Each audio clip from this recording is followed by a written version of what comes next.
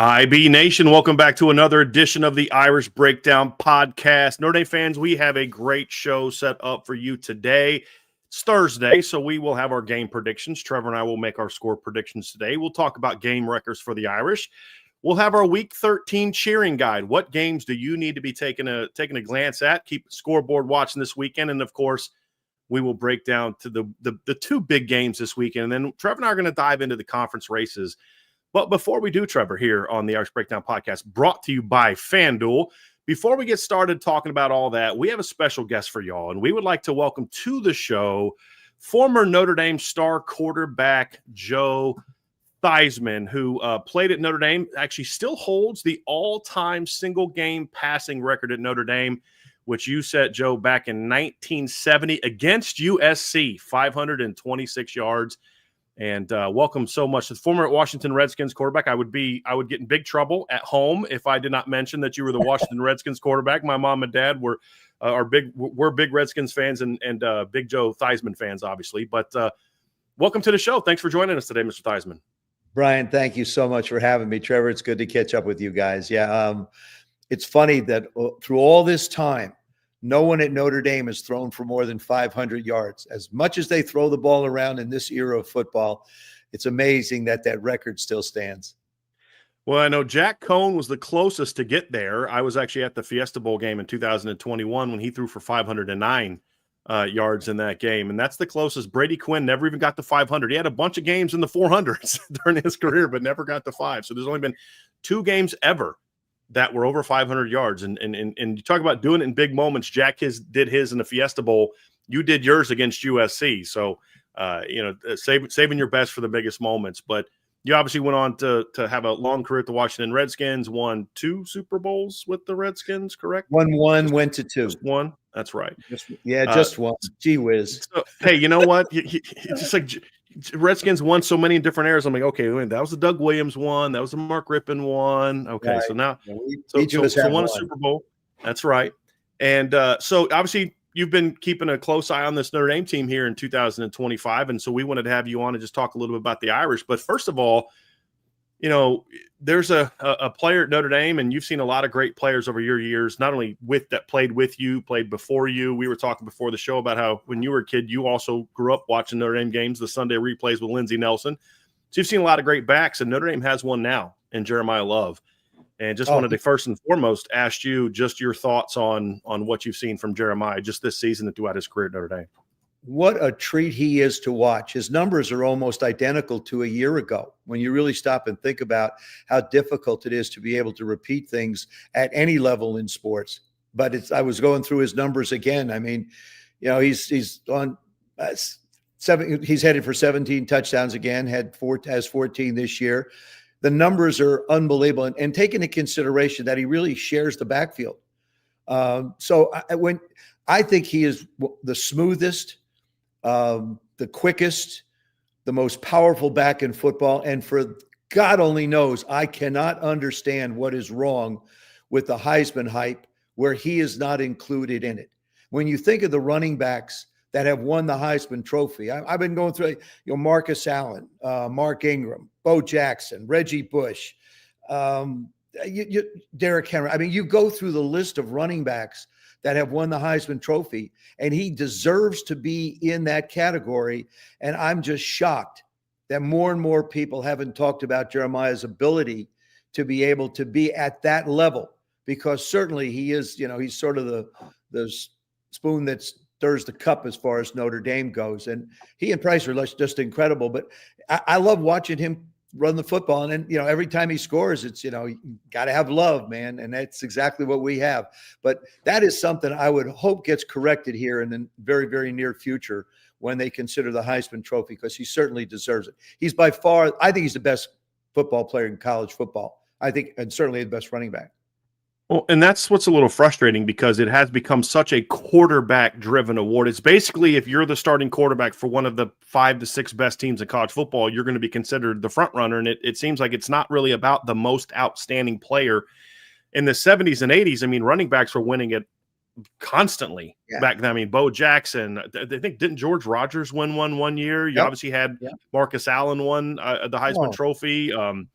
There's there's 40 or 50 of them. See, what the trend has sort of moved away from the position, but it shouldn't ignore the fact that the best college football player is a running back.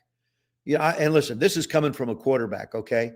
I really appreciate what they look at, but when you look at what he does, you look at the moves he makes, you look at the way he runs the football, you look at his durability, you look at him catch the football, you look at him block. I mean, he is as complete a back as we have in heck, he's better than most of the guys at the professional level. But his ability to be able to do things is just incredible. His balance is unbelievable. I could go on and on and on about all the things that he does so very well that I think really makes him the single best player in collegiate football. That's one of the things that I actually wanted to talk to you about is you went through this yourself in 1970 and the Heisman train kept rolling. So I guess two-parter. First, what is this kind of like for Jeremiah Love in this experience, starting the season as one of the most recognized running backs in college football to now the Heisman hype train is rolling? And then what does he have to do in your eyes in the last two games to kind of put him over the top? I don't think he has to do anything more than he's done. It's out of his hands. Just like is out of mine. It's out of every Heisman Trophy winner's hands. It's up to the people that are voting. It's up to the people that make decisions on who gets the Heisman Trophy. But all he can do is continue to go out and play the kind of football that he has played, which I fully expect him to do. And, now we're positioning and focusing towards the playoffs. And you can't let one of these get away. The important thing is you can't stub your toe. We seem to stub our toe early and then come on like a house on fire. And then at the end, we just have to stay true and solid and be able to do the things that we've done as a football team. And certainly Jeremiah, like I said, is a big part of it. And Jadarian's the same. I mean, the two of them are the best 1-2 combination in football. I always love looking at this. I have to note this before we continue this conversation, but I always Trev and I will look at different historical things. Like, man, could you imagine this? The top three vote getters for the Heisman Trophy in 1970. Number 2, Joe Theismann from Notre Dame.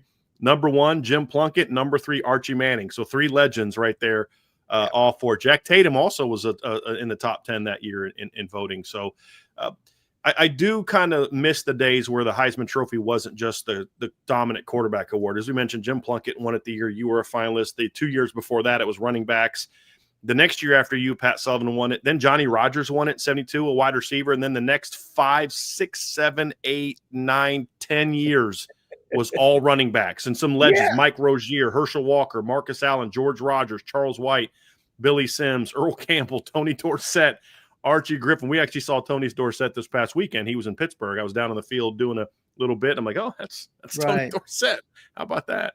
Yeah, I mean, it's amazing. Like I said, that was sort of an era where people focused on the running back position. Then it has gotten away. It's gotten to quarterbacks, but you can't ignore the numbers. You can't ignore the impact, and you can't ignore his ability. That's sort of the way, and I'm not prejudiced in this fact. If he was playing at another school and was doing the things he was doing, I would say the same thing.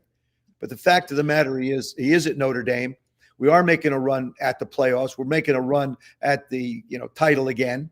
And it's just amazing what he's been able to do. I mean, you have a freshman quarterback, so you're relying on his ability to be able to do the things he does to be able to help carry this football team. Well, speaking of the numbers, I mean, this is his resume. He's number 3 in all of college football in yards per game, rushing yards per game, 113.5. He's 5th in college football in scoring. Just look at touchdowns, he's 3rd. And the only FBS player or P5 player ahead of him, Kejuan Lacey's played one more game than Jeremiah has this season. And then you look at all-purpose yards, and which is obviously rushing, receiving, returns, and all that. He's 4th in college football, and has no return yards this year. So, and not just that, it's the highlight plays he's been doing all season that factor into this as well. He's a dynamic player, and as you mentioned, there is a redshirt freshman quarterback that Notre Dame has. And we want to talk about him as well. Trevor, I know you had a question that you wanted to lead off here talking about CJ, because obviously when we talk about the title run, you need Jeremiah Love to be that guy, but you're also going to need your quarterback and the rest of the offense to step up and make plays too. So Trevor, why don't you kick us off talking about CJ?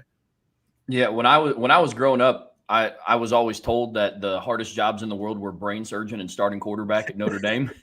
And so you are a part of a really elite fraternity of players, and not a lot of people understand what it takes to be the starting quarterback at Notre Dame. So what have you seen from CJ Carr that has kind of led to his on-field success?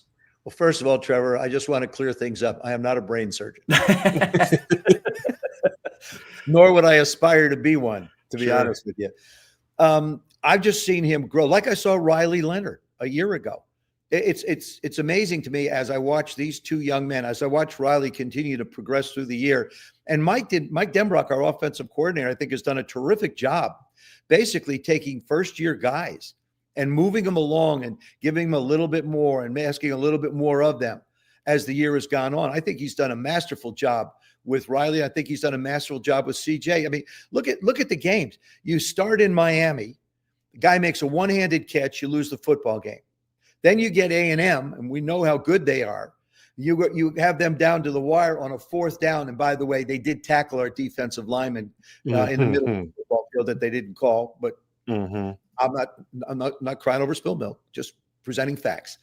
But you look at the starts, and then you watch him get better and better and better and better. I love to study the position, especially with our quarterbacks. And with CJ, I see the mental part of it.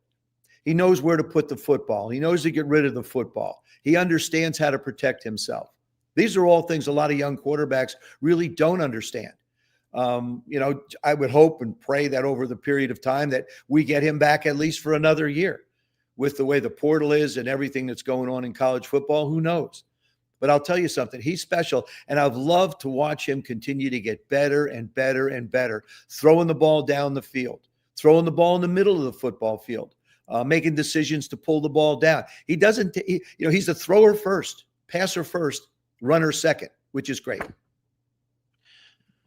Well, and for people who maybe don't know a lot about CJ's backstory, I would encourage you to read the article that was published today in the Players Tribune, talking about the experience he went through as a 10-year-old watching his brother Chad battle cancer, and obviously eventually lost that battle to cancer. And CJ has said, like, this isn't pressure for me. That was pressure. Like, that was hardship. This is a game.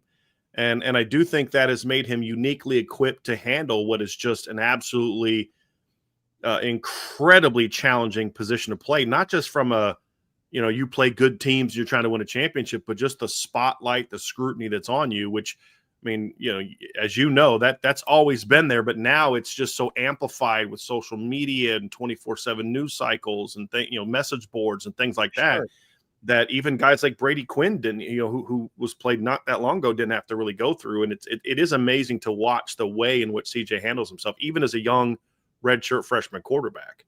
It's a huge stage. It really is. I mean, when you're the quarterback of the University of Notre Dame, you say that to anybody, everybody knows. And I think having his grandfather Lloyd, be the coach that he was, be around that environment a bit, you get a chance to, you get a real feel for what it's all about. And I think he's just handled it tremendously. And the thing I like about him, I spent some time with him. He really wants to learn. Some of these young guys think that they're the cat's meow. They get to a certain point, it's like, I'm here, I made it. He just continues to want to get better and better and better at his trade at playing the position of quarterback. And that's an indication of how good the student is as well as the athlete. I think that's a very unique. You've said that, and it's interesting because I've heard other people say that. Ian Book has talked about that. How anytime he's around, CJ just wants to pick his brain, and it's not just about how do you go against cover two, but it's hey, how do you handle this experience? How did you handle the pressure? How did you handle the media? How did you handle those things? He understands that being the quarterback of Notre Dame is not just about I have to go win games on Saturday. It's the all-encompassing thing. Well, Brian, pressure to me is when you're ill-equipped for a situation, then you're under pressure. But if you've studied hard during the week, if you've prepared well during the week, you get into the game. It's not there really isn't pressure. It's just a question of execution. Now, everybody will talk about the pressure. You're on the free throw line at the end of the game. If you make both free throws, you win the game. Oh, what incredible pressure you're under. Well, if you shot 150,000 free throws before, It's a pretty comfortable place to be. Mhm. And those people that haven't been there don't really understand that. So to me, pressure is a lack of preparation.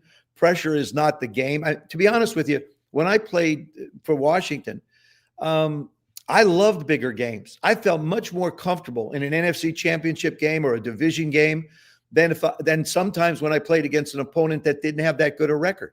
Not that I didn't work as hard, but it felt more comfortable for me to be prepared at the higher level.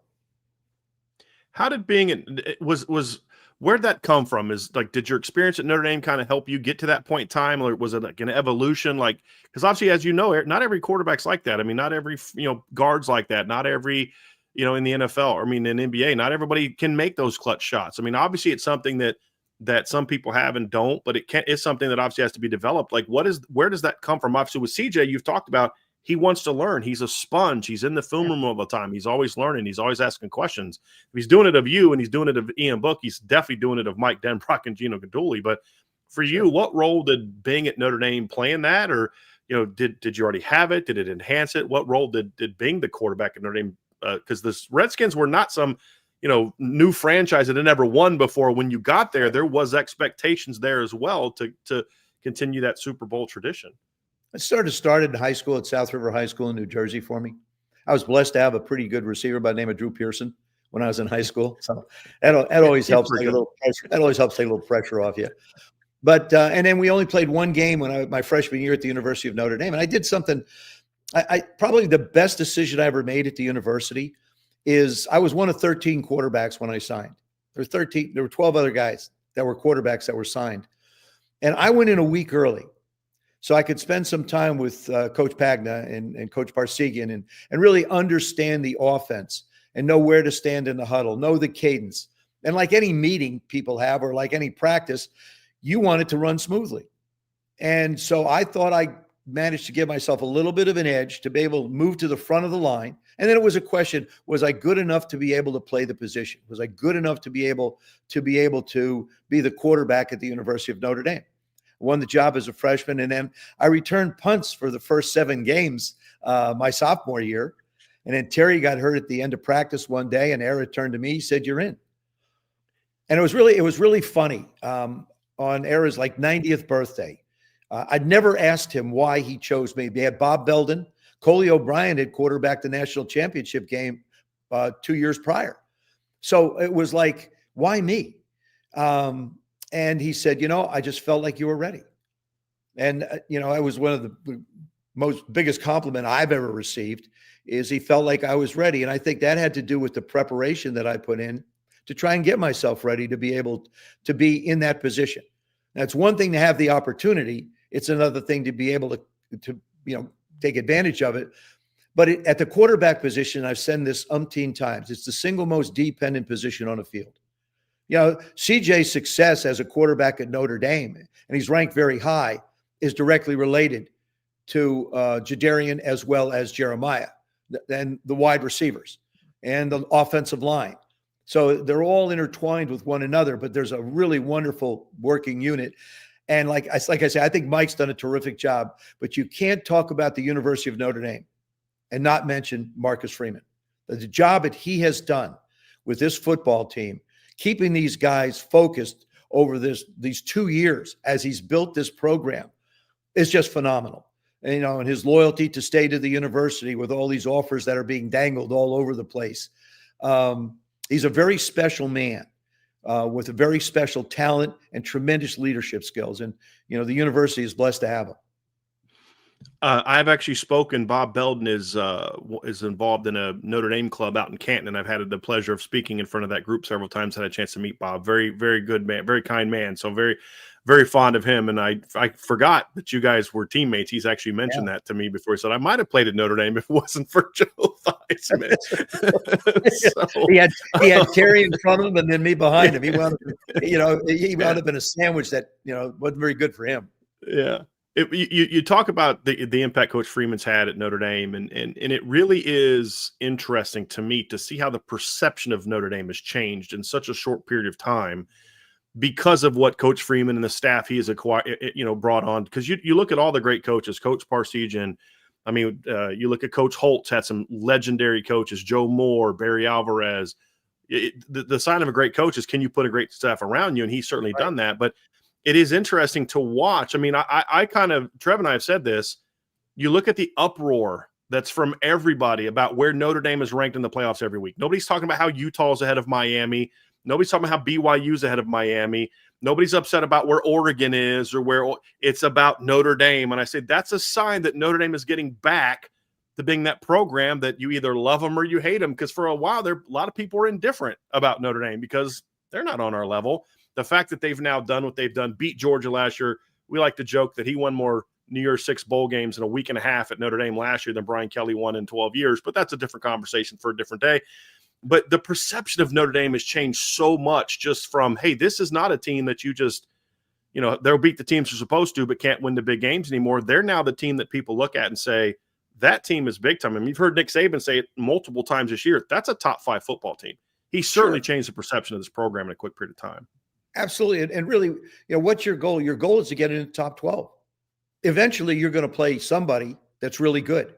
You're going to play somebody really good when you get in there. And I think this team has built itself in that direction. Like you said, you go back to the first couple of games where CJ's just really learning how to play the position. Mike's learning what he has at the quarterback position. He's learning the offensive line. He's learning the back. All those things are learned processes. Now you get further down the road and you see the progress and you see the improvements and you see the confidence build in this football team. You beat people that you should beat the way you should beat them, and that's what we've done. People come in with good records, and all of a sudden we beat them by 35. Is that a testament to our abilities? I think so. That's the thing and it's really interesting. And it's the same thing at the professional level. There's perceptions about teams like the Tennessee Titans aren't a very good football team. But if you go in there thinking that they're not a good football team, you're going to lose a football game. I think the one thing that to me has been a hallmark with Marcus, especially over the last couple of years, is it doesn't matter who lines up on the other side of the ball. We're going to play Notre Dame football. We're going to do it the Notre Dame way. And we're just going to keep on pounding and we're going to keep on coming. Doesn't matter who's over there, but this is who we are. And that's the only thing that matters. And that's the culture that he's created.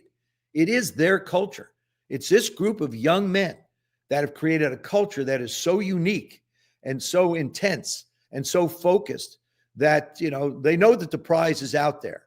Now the question is, can you go get it? Well, let's follow up on that. You watch a lot of college football. You watch a lot of NFL football. You watch this Notre Dame team. Do you think there's always the race? Obviously, there's several teams, but do you think they're a team, not the team, but a team that has what it takes in all the different phases to go win a championship? Because back in the day, it's not like, hey, you just got to get voted into the top 2 of the BCS or the top 4. Like, you've got to get in there and you've got to do some damage for several weeks in a row. Do you view this team as having what it takes? I think so. I think to do that. I do. I think they can compete with anybody. Certainly I think Indiana could be a sleeper in this whole thing. They're a really, really good football team. Obviously, Ohio State is a really, really good football team. A&M, a really good football team. Like I'm saying, now you're getting into the cream of the crop when it comes to college football. Obviously, some teams will be left out and everybody's going to be upset, but that's for them to worry about, not us. Notre Dame plans on being there and plans on being in competition. Oklahoma's playing really good football. Which is projected to be possibly the rivalry, the rival for Notre Dame as the playoffs start. But there's the teams that are going to be in the top 12 are football teams that are really good football teams, and this is what Marcus is building towards. Let's set our standard. Doesn't matter who's on the other side of the ball. Let's play Notre Dame football, and that's what he does. Trev, you got some follow-ups here? I got several more, but you know how I tend to dominate these conversations. So I wanted to give you a shot to jump in there before I keep rolling. No, you're good, man. Really, the only other question that I had, and it's kind of been answered already, but you were surrounded by one of the best coaches in Notre Dame history, Eric Parsegian. What are some of the traits that you saw in him that Marcus also has? Because I'm a believer that championship caliber coaches are kind of from the same DNA. They might operate differently, practices might look differently, but what have you seen from Coach Freeman that lets you know it's like, okay, yeah, he's the guy? It's funny. He and Era were different. I was scared to death of Era. I would, honest to gosh, he would be in his tower, and we'd be on offense, be on one side, defense be on the other. And if I got a note that coach wanted to see me, man, I was a wreck. What did I do? You start running that scenario in your mind. What did I do? What did I do wrong? What did I mess up? All he wanted to know was how my family was, how I was doing in school, and how everything was going. You walk out there and go, okay, got over that one. Marcus has a very intense, you see him on the sidelines. He has a very intense, an intensity about him. It's almost an energy around him that is intense. And also Eric Cole plays for us too. So he was involved in a little bit of a different way. And Marcus has his pulse on everything that's going on. I think the way he handles the players when they come off the field, if mistakes are made, it becomes very visible, but not in a demeaning way. I mean, I think he's very forceful in what he asks his players, and he's very demanding of what they give him, of what he wants, and they answer the call. But he has a great personality. I see him sometimes, on a Saturday morning before a game, if it's a later game, and I'll walk by and I swear I'll say hi. He'll say hi, but I swear he never saw me. He's just so focused on what the task is at hand, and I feel we're so fortunate to have him there at the university. I think it was actually, it's obviously Coach Parsegian retired before I was born, but I still remember my first year at Notre Dame in 2010. I was standing there at the gate where, the old practice field, the gate in the corner that you'd kind of walk in, they'd open up, you walk in, and I'm standing there, and around the corner comes this little white-haired fella, and I'm like, oh my gosh, that's Eric Parsegian. I was like, I'm in a different world now with this job. Like, it's a different universe. The legend is walking up to me. Oh my God, what am I going to do? That's right. I'm just like, and I don't get starstruck very often, but I'm just like, wow, this is he had a time. passion. Ryan, I'll tell you, he had a passion for the game. He really did.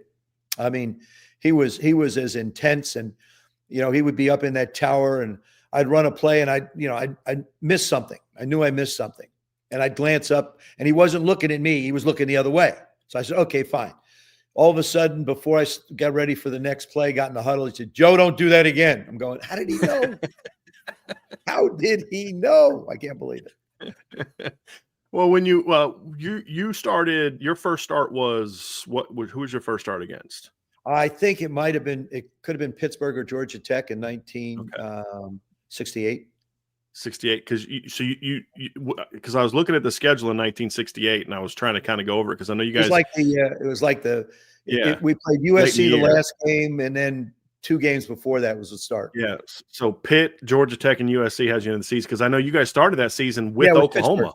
It was at the beginning of the season. Yeah. So, obviously Notre Dame played Pittsburgh last weekend. It was kind of their last big chance to make a statement. And I think last weekend to me showed what this team is capable of when they're clicking. When you talked about it, you had Jeremiah Love making big plays. Jordan Faison and Jardarian Price didn't really do a whole lot on offense, but both made big special teams plays. The defense is just absolutely on fire. And then of course CJ made his mistakes. But this team showed that if you can avoid some of those mistakes, you are very dangerous. And I wanted to ask you this, kind of looking at that game, what do games like that do for a young quarterback where you make some big plays, your team wins, but then there's also some of those mistakes that you make? What's it like? People say, well, you'll learn from them. What does that mean? Like, what does that look like? How does a player process that and then learn from the positives, but then also those negative plays? No season's going to be perfect, and no games are going to be perfect. The mistakes are going to be made. It's how you handle the mistakes. How do you put it behind you? How do you move forward onto the next play? And like I said, it's the single most dependent position on the field. Special teams plays make a big difference. Defense makes a big difference. I actually think our defense is better this year than it was a year ago. I think, the secondary's gotten better and better. The guys, are covering better, tackling better in the secondary. In the beginning of the year was a little bit of a challenge, but now they've come around. And as far as CJ goes, he's just, you just keep your nose to the grindstone. You keep learning every day. My favorite saying is the day you stop learning is the day you stop living. It applies to the quarterback position. It applies to life. And that's what he's doing. But, you sort of feel like, my guys have my back. That's basically what it is. And it gives you that confidence to go out there and not be afraid. Be afraid to throw the ball, afraid to cut it loose, afraid to make that tight window throw. You don't have that. I think the thing that's really impressed me about CJ, and I'm just kind of see if you see it the same way, but Trevor and I have talked about this. Even the first practice of fall camp, he threw picks on back-to-back plays. Yeah. The next 2 possessions, he led them down on scores. You go back to the Texas A&M game, and he throws a pick. It's a bad pick. I mean, trying to do too much, throws it over Jadarian's head. They come back the next series, and Mike Denbrock calls pass plays on the first 2 plays, and he completes 1 for 6 and 1 for 25. You know, you look at this past weekend when he throws the first interception, and he throws a pick 6, and they come out in his next pass as a backside seam throw to Eli Raritan in the same part of the field he just threw an interception. Yeah. I think that says more than anything to me. The interception he had against Miami, it's a bad decision, leads him on scoring drives the next 2 possessions. Having a young quarterback that, as you mentioned, they're going to throw interceptions. They're going to make mistakes. Brady Quinn, his first year as a starter, threw more interceptions than needed touchdown passes. But the ability to respond to that immediately in the moment and not let it snowball, because you see this with young quarterbacks all the time at the college and NFL level. They make a mistake, and then it just starts to snowball for whatever reason. I think CJ's ability to bounce back so quickly and like it's nothing says a lot about where he is mentally in his ability to handle, like you said, handle the pressure. Like these things aren't going to affect him. But then to come back with sort of that, okay, you want to pick me off, my very next pass, I'm going right back to that same guy, that same part of the field, and throw a rope for 28 yards. That says a lot about who he is as a quarterback, in my opinion. Well, it also says a lot about Mike Denbrock, the offensive coordinator. Not afraid to call a pass play right away. Not afraid to get him back on the horse, even though he's been thrown off. You know, you made the mistake. Why did you make the mistake? What did you see? Those are all things I love to talk to young quarterbacks about. When I sit down in a film room with a young quarterback, I ask him to tell me what he sees. I don't want him to tell me what he thinks I want to hear. I want him to tell me what he saw. So, because if he tells me what he saw, we can correct it or say it's okay. If you try and make something up and give you some cockamamie answer, that doesn't fly. I think Mike has done a great job with both Riley and CJ and continuing to have them get better and better as the year has gone on. So here you talk about the complementary aspects of it, and you played your last 2 years as a starter at Notre Dame. You threw to one of the greatest receivers ever played at Notre Dame, Tom Gatewood. Yep. What is it like for a young quarterback to have? You know, I'm not trying to say that Malachi Fields is as good as Tom Gatewood, but he is kind of that guy. And then having a player like him, having Jeremiah Love, having that kind of talent around you, what does it do for the mental aspect of a young quarterback, knowing he doesn't have to go kind of do it all himself? Because I think that's been one of CJ's issues is I kind of feel like sometimes he feels he has to go make that big throw instead of just saying, hey, dude, check it down to Jeremiah. He's the best player in college football. Go let him cook. But what does it do for a young quarterback when you have a Malachi Fields? What was it like for you when you had a Tom Gatewood to say, hey, I'm going to be all right. Just, you know, I've got these guys around me that can go make plays. It gives you added confidence to know that the guys are there to make plays for you. You know, you basically just want to put it in the general area of where they are because you know they're going to make plays. The design of the routes give you a chance to be able to do things. But having people make plays for you as a quarterback is a huge confidence builder. I mean, you know, sometimes you get so confident that you make a mistake. But just being able to temper the confidence is very, very important. And I think that's what it does with these guys. Well, Mr. Theismann, we so greatly appreciate you joining us. Before we have you go, I know you've got some things going on. You have a book that you've recently written, and you've got some other great things going on. We just want to give you a chance to mention those things that you're doing for Notre Dame fans before we get you out of here. And again, we thank you so much for being with us today. Well, thank both Trevor and you, Brian. Thank you for having me. I wrote a book called How to Be a Champion Every Day, and I draw an analogy between the world of sports, the world of business, and our own lives. Have some fun stories. I talk about my record-setting 1-yard punt and some of the things that are interesting that have happened in my life. And on my website, I list a number of items that I'll autograph, and all I ask for is a donation to St. Jude's Children's Research Center. Any way we can help the young people, any way we can help those fighting cancer and their families. St. Jude doesn't charge anybody a penny. So it's an opportunity for us to be able to raise money and be able to support something that's very, very near and dear to me. Well, we certainly appreciate you, and it is a tremendous, tremendous organization, and we thank you so much. And I obviously know it's kind of interesting that you do that. CJ Carr and his family have their fund that they do to help fight the cancer that his younger brother died of. So when you use your name, your status to be able to help those who don't is a truly amazing thing. So we appreciate you so much. And I do, hopefully one of these days CJ Carr can come close to that record, but I'm pretty sure we won't see CJ Carr back there returning punts at any point in time during his Notre Dame career. Brian, I think that's a fair assumption. That's why Thanks, I pay man. myself the big bucks, So we appreciate you, Mr. Theismann. Have a great day. Take care. Thank sir. you. Bye-bye. So everybody, that was Joe Theismann. That was pretty awesome. That was pretty cool. I got brownie points from my parents because they're both big Redskins fans, so they're very happy with me right now. But that was great, and you can see it. I mean, I just love hearing from former alums. Chris Zortz was this way when you had him on. How they just feel so much more connected to the program now under Marcus Freeman. It's just really something that I think is awesome to have. So yeah. Man, he got me fired up when he was talking about like Notre Dame's identity as a team. It's like, we're going to line up across. And I was like, yo, man, I might have to go strap on the pads for a second. I was getting fired up, bro. Strap it up, baby. Let's get this thing going. So no, it was great, but you can just see the excitement that a lot of Notre Dame fans have, because I think what happens is guys like Joe Theismann, Chris Zortz, they know football and they can watch Notre Dame, and they used to be able to watch Notre Dame and be like, yeah, Notre Dame's good, but they just don't compete with these other teams. But he can watch them, watch them play and then watch Ohio State play, watch them play, watch Indiana play, and be like, yeah, these are the best teams that you see.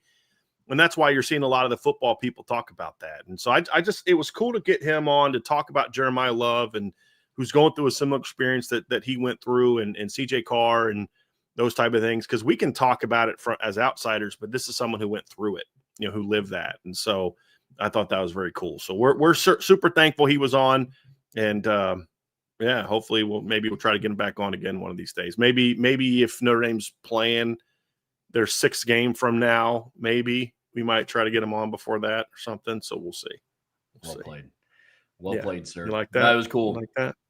It was cool hearing about him and his Heisman journey and where he sees Jeremiah Love, and he echoes a lot of the same sentiment that we do. I mean, Jeremiah Love still has the best odds out of anybody that's not a quarterback to win the Heisman Trophy by our friends over at FanDuel. I mean, that's really, really impressive still. And to hear his story and what he went through and what he sees in Jeremiah Love was really, really special. I thought that was awesome. Yeah. Well, I mean, he's right, too. It should be about the best player in college football, not the best quarterback for the best teams. And that's not to take anything away from Francisco Mendoza or Julian Sand or Marcel Reed, because as you and I talked about the other day, Marcel Reed in any era should be, with what he's doing this season, should be a Heisman Trophy finalist. But, I mean, a lot of people say it. It's not just Notre Dame fans. It's not just us. It's not just Joe Theismann. You see people saying it nationally, too. Like, dude, that's the best player in college football. Well, isn't that what the Heisman Trophy is supposed to go to? The best player in college football? And the thing that Joe pointed out that I love is that Jeremiah has evolved as a player quite a bit in his tenure. I mean, last year he could run. He didn't do as much in the pass game. He would lead block for Riley Leonard. He didn't run the football. This year he's running the football even better than he did last year. He's catching the ball more than he did last year. He's still lead blocking occasionally, but his pass pro has improved a great deal. That doesn't just happen overnight. That doesn't happen because you have more experience. That happens because you worked at it. You thought, hey, this is a part of my game that has to get better. I don't want to come off the field. And so it'd be easy for a big-time running back like Jeremiah Love to be like, nah, Aeneas has got this. I'm good. I'm just going to run the ball and catch the ball. I don't need to pass, bro. But he's become very good at it and takes pride in it. And we've said this before. Some of Jeremiah Love's biggest celebrations the last 2 years were after blocks. I mean, what was it? Was it the Penn State game or Indiana game where he led block for Riley Leonard and drilled a guy?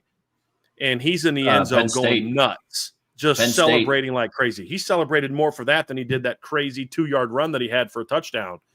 But that just says, hey, this is a kid that wants to win and do whatever it takes to win. And if that means I got to tote the rock, then I'm going to tote the rock. If that means I got to carry the ball, I'm going to carry the ball. If that means I got to lead block for my quarterback, I'll lead block for my quarterback. Like, did he look at all in his feelings about not getting the ball for another touchdown chance against Pitt on Saturday when CJ Carr ran it in? No, he flew through the hole and was looking for somebody to hit.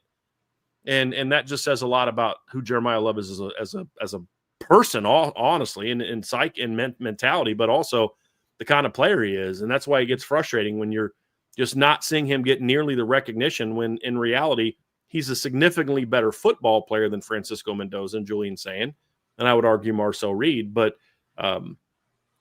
like you said, it's become such a dominant quarterback award that unless you're putting up insane numbers like Derrick Henry did in 2016 or Devontae Smith did in 2020, it's basically a quarterback award, except in years where there aren't any good quarterbacks, or big name quarterbacks, kind of like how last year was a little bit. So, but you needed a two-way player to win it last year. You know what I mean? And a running back putting up insane numbers last year. But there's no doubt that Jeremiah Love's the best player in college football. I do think the next 2 weeks give him a chance to make another statement, because, you're playing Syracuse. Francisco Mendoza's off this week. I think Marcel Reed and them are playing a 1AA team, I believe, this weekend. Don't they play a 1AA team? Samford, right. I think is who they play this weekend. Yeah, they're favored by 51.5 points. It's crazy. That's crazy. It's like crazy. So he does have a chance to kind of go out there and put up some big numbers these next couple weeks. So we'll see how it goes. And he gets one of the last chances in the regular season to make a statement since Notre Dame kicks off the last game at 10:30 on Saturday night. So an hour and a half before the next day. Yeah. Right. Yeah. It'll be at halftime. It'll be Sunday. Yeah. It'll be tomorrow. Yeah. Good Lord. Game started today, ended tomorrow. So there you go. But no, he's having a big time year and has played well in their biggest games. I mean, honestly.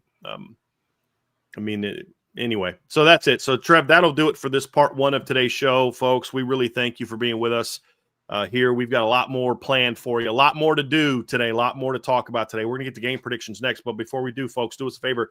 Hit a little thumbs up button down there below us. Hit that thumbs up button. Make sure you're subscribed to the channel. Share this with you. We say those things because when you do that, it does help the algorithm kind of, it helps promote our show so more people see our show. We haven't been getting quite the push from YouTube lately. So the more you guys engage with the show, leave comments, hit the like button, share it and all those type of things, it certainly helps us a lot. Same thing with if you're listening via podcast platform, giving us a 5-star review greatly helps us. It helps promote our show. It's one of those things that you can do that you're helping support us because you like what we're doing. That doesn't cost you anything. So we greatly appreciate that. But of course, the best way to support us at Irish Breakdown is to sign up for the message board at boards.irishbreakdown.com. All right, Brian, in part 2 of today's show here on the Irish Breakdown podcast brought to you by our friends over at FanDuel, we're talking Notre Dame, Syracuse, and it is game prediction time. As you guys know, we go through our game predictions. We're going to give our final score. We talk about how we see this game playing out, and then we're going to talk about game records on offense and on defense. And then after that, we're going to be going through Notre Dame's rooting guide. We're talking about some big games going on in the college football world this upcoming weekend. And then we're also going to talk some conference championship implications. There's been a lot of questions around tiebreakers and who's in the running. And so we got all that in front of us. But before we get to all that, we do have predictions. Notre Dame plays Syracuse this Saturday afternoon at 3:30 p.m. inside of Notre Dame Stadium. The Irish are still currently favored by 35.5 points. The over-under is set at 50.5 points by our friends over at FanDuel. So as you can see, Vegas has a certain idea of how this game is going to play out. And based on some of our predictions, I think we fall in line a little bit with that as well. So, Brian, I'll go ahead and get us kicked off here with predictions. And I have Notre Dame taking charge. I love it, Trevor. Taking charge. I'm into it. I dig it. It was about time. Here we go. But I have Notre Dame winning this one, and I have them winning this one big. And unfortunately, Michael Cannon beat me to it in the chat. I have Notre Dame winning this one 52-3. Part of that, and I'm being honest here, like I will never, ever, ever predict a shutout. One, because that is extremely hard to do. I don't care who you play. Shutting a team out is insanely hard. With that being said, if it is going to happen, with all due respect to the Syracuse team, they're just struggling right now. They've lost 6 straight. They haven't scored 20 points in any of their 6 losses. They've been decimated with injuries. So this is going to be one of those games that I think is going to be very, very lopsided and very lopsided from the jump. Notre Dame's defense has been absolutely rolling. And the offense, even when they're inconsistent, will still hit big play after big play after big play. And I think we're going to see a lot of that on Saturday. I think Notre Dame puts this one away early. Now, it feels like one of those games where they score in all 3 phases. But I mean, the defense just came away with their first touchdown of the season last week against Pitt. And I know that they're licking their chops because they should have had one against Boston College. If Tay Johnson could have just kept that knee off the ground just a little bit. Tay Johnson had a pick six against Pitt. Adon Schuler last year on senior day almost had a pick six against Syracuse. So it's one of those that Virginia, excuse me. And so what did he get tackled at 3? Wasn't it like something like the 3-yard line or something like that? Yeah. Yeah. And then last year on senior day, we remember the fake punt that got called back. And so it's kind of telling me that Notre Dame might be pretty effective in all 3 phases of the game. Now, that doesn't mean a kick return for a touchdown or a fake. It could be a block kick for a touchdown, just something. But I think Notre Dame rolls in all 3 phases. Part of what led into my prediction is the fact that they've just been extremely dominant on senior day. I mean, since 2021, their average scoring as a team, 44.8 points a game in their final home game of the regular season. I think we see a little bit of that. Obviously, I have Notre Dame covering. And then, I already looked because I've been the weather guy. I will take full responsibility for Notre Dame playing in so many rain games this season because I jinxed it. So my apologies there to Marcus Freeman in the Notre Dame football program. But I looked, weather looks clear. I think CJ Carr rolls in this. I think Jeremiah Love continues his Heisman campaign, and I think the defense is going to have a field day. So I have the Irish winning this one 52-3. I've been so back and forth on this one all week, Trevor. It has been a challenge because the struggle for me is looking at it from the standpoint of, okay, what can Notre Dame do and what will Notre Dame do in this game? And the issue, kind of like what I did last week, like I knew Notre Dame was going to dominate, but I just didn't think it was going to be by the highest score that was close. And I was close. I predicted 34-13. The game was 37-15. And I think when you and I talked earlier, I was kind of like, I think, what did I say? Like 45-7, something like that. But I'm at the point now where the more I think about it, it really just comes down to the defense just absolutely swarming Syracuse and giving Notre Dame the football. If this team, the game's going to go one of 2 ways. If this team comes out locked in and focused, and like Joe Theismann had mentioned in part 1 of the show, where it's not about Syracuse, this is about us, and this is about us playing to the standard that we hold ourselves to. It doesn't matter win, lose, score, whatever. It's about us playing Notre Dame football. And if Notre Dame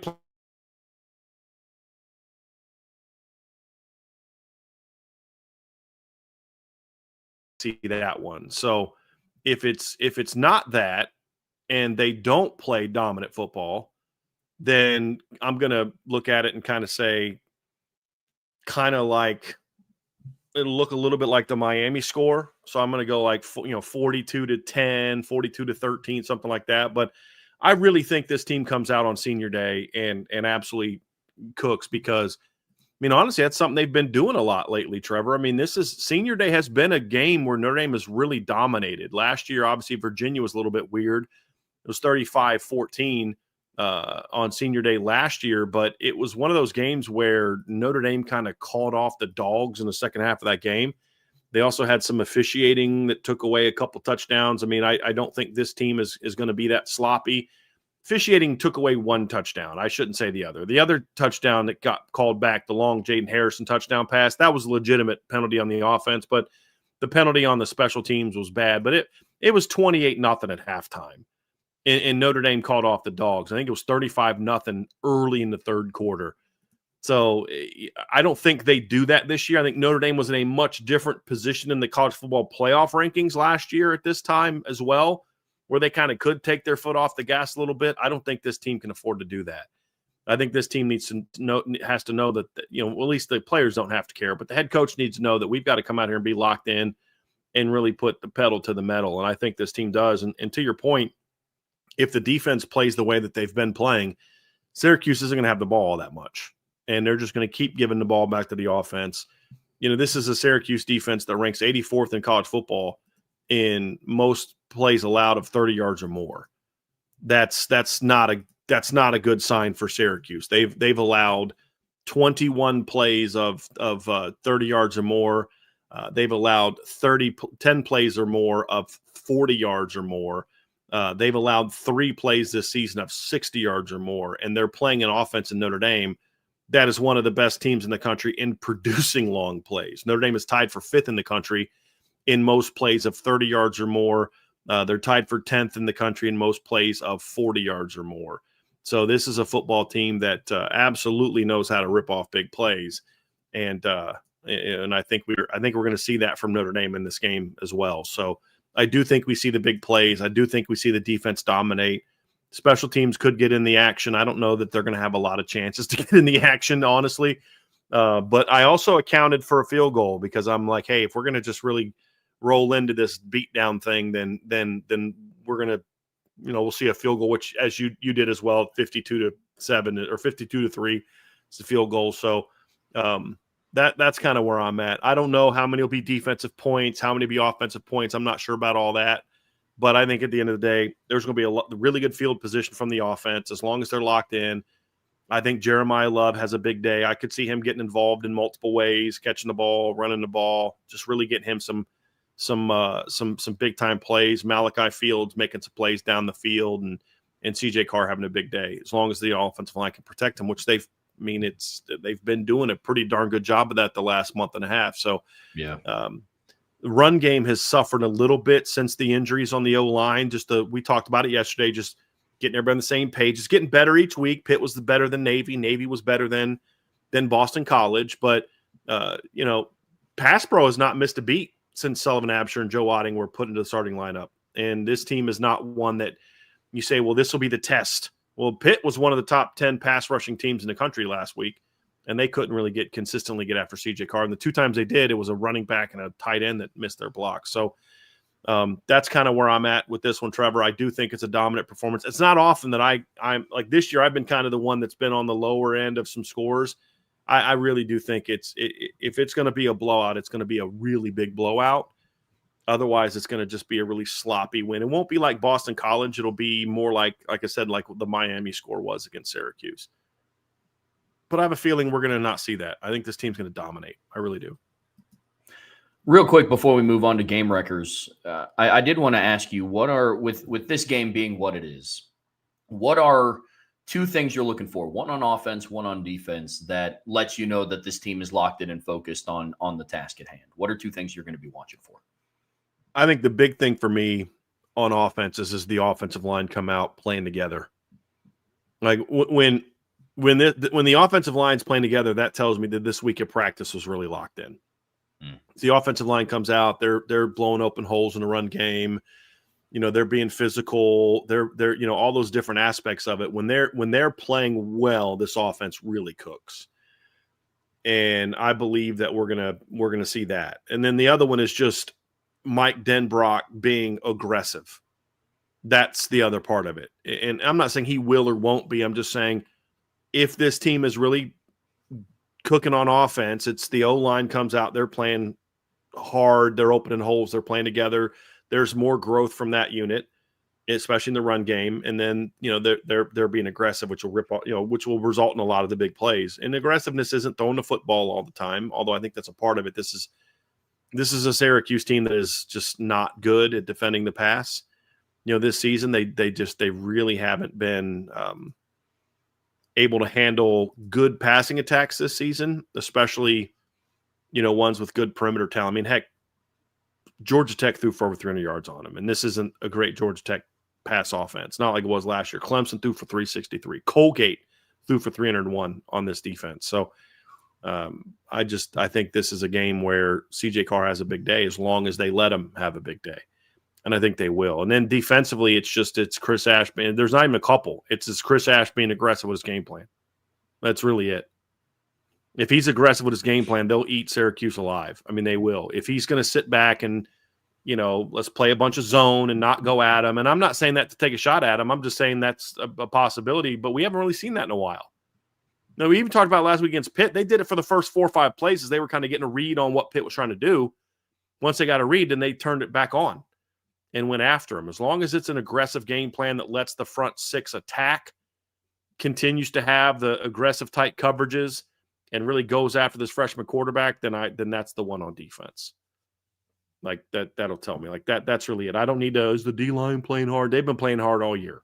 100%. I mean, are the linebackers locked in? They've been locked in all year. Like that, I'm not worried about that. The only other thing you can maybe see on defense is, are they focused? Like we talked about yesterday. Are they locked in, or are they trying to play hero ball? Yeah, I agree with a lot of what you said. For me on offense, is there a sense of urgency? And I mean that in every sense of the word, in every sense of the term. I mean, is the offensive line firing off the ball? Are the receivers coming off of the line, with intention? Are they firing off the line of scrimmage? I know that they will, but are both Jeremiah Love and Jadarian Price running hard? It's just all of those things when you go up against a level of opponent that's been struggling like Syracuse has. Then schematically, it's are you mixing up tempos? To your point, being aggressive isn't throwing the ball downfield every play and running 2-minute drill and looking like 2010 Oregon every single play. But are you switching up the tempos? Are you running receivers in motion? Are you putting people in motion? Are you creative with your game plan? That's what I'm going to be looking for on offense. And then on defense, I'm going to be just looking for, and you said it, and I'm not going to harp on it, but it's just being focused and locked in, because it could go one of two ways. They're starting a true freshman quarterback that was brought to Syracuse as a lacrosse recruit. So are you locked in? Are you focused? Or are you just going to sit back, play football, and just kind of wait, and see what opportunities come your way? Or are you going to force the issue? So that's what I'm going to be looking at from the defensive side. Brian, let's switch over and talk some game wreckers. And like we do every week, we're going to split these up into offensive game wreckers and defensive game wreckers. And let's kind of snake these and go back and forth. Quick preface for my game wreckers. I have 6 total, 3 on offense, 3 on defense. 4 of them go specifically to this game, but it is senior day in South Bend. And so I have 2 other ones that are just kind of like, nice to see, reminder of where they're at in this point in the season type of thing. So my first one on offense, Brian, is Jadarian Price. And over the last couple of weeks, he has had good performances, but Jeremiah Love has been seeing the lion's share of carries. I don't think that's a coincidence. He's stacking a Heisman campaign. I get all of that. But we are also talking about a team that is poised to make a run in the postseason. And I think that getting Jadarian going at his full speed, because there's kind of been iffiness around him. I've felt like there's nothing that I haven't been told anything. But since his fumble against Boston College, I feel like there's been some tentativeness with him a little bit. I want to see him go off in this game, because I think for Notre Dame to have the best backfield in the country, I've said this multiple times this year, if Notre Dame has the best backfield in the country, both guys have to be involved. It's not just Jeremiah Love. So big game from Jadarian Price on Saturday, something I can see. I felt the Pitt game was a little bit of bad luck on his part, just some of the blocking. I mean, one of the big plays he made in the game was him making a dude miss in the backfield who just came through unblocked. Yeah. But no, I would love to see that. I'm going Jeremiah Love as my number 1 game record, just because, as we mentioned, he's their dude. And I do, it's like, I don't know that the staff really cares about like the Heisman Trophy to the point that they're going to design a whole game plan around it. But I don't think they're going to not ignore it completely and not give Jeremiah a chance to go out there and make some big plays. And I don't think he really necessarily needs to. And I think him being a game wrecker includes all 3 phases for me. Him making plays in a run game, which I think Syracuse is going to load the box and try to shut down the run game just like everybody else did, and he's going to have to figure out some ways to make some plays. It's going to include making some plays in the pass game. I could see them having some stuff drawn up for him in the pass game. With as aggressive as teams are defending him, I mean, in blitzing Notre Dame, I would love to see like a slip screen or a wheel route out of the backfield would be something that I would absolutely love to see in this game.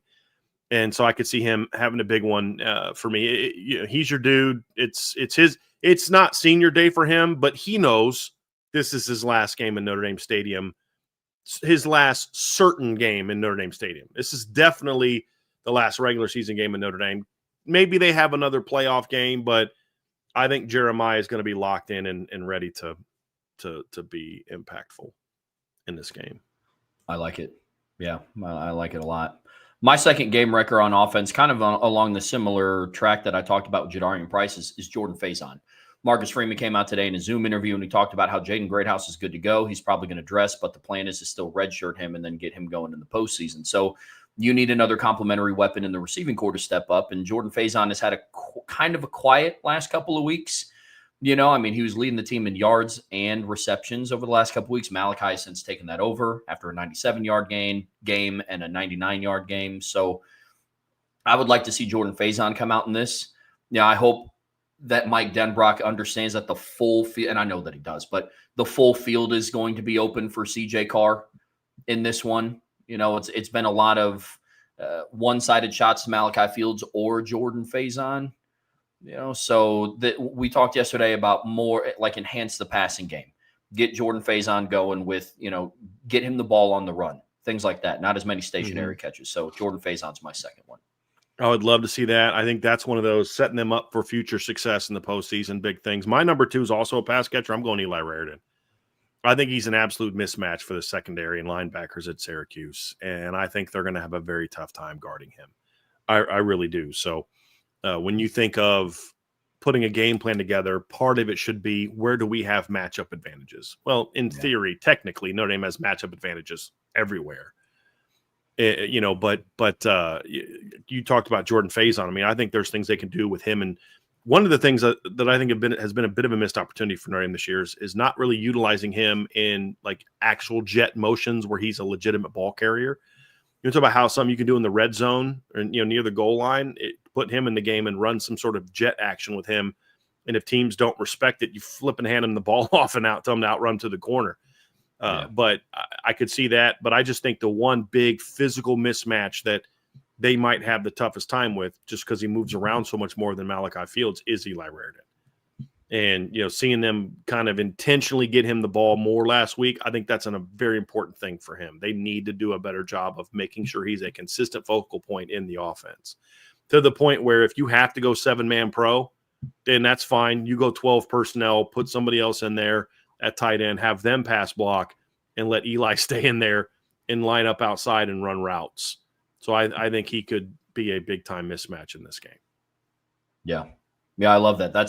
That's my third game wrecker, but more so for the senior day implications. I mean, we're talking about somebody whose journey at Notre Dame has been about as crazy as you could imagine. It's weird to think that somebody with the amount of injuries that he's had doesn't have an extra year of eligibility, unfortunately, but that comes around the timing conversation. I'm hoping to see Eli Raritan get in the end zone for the first time this season in his last guaranteed outing inside of Notre Dame Stadium. So for a lot of those reasons, Brian, that's why he's my third. I also agree with the mismatch conversation and what he's able to do from the field. We've talked about it all season long. 6'7", 252-pound tight end. That's just teams can't cover him.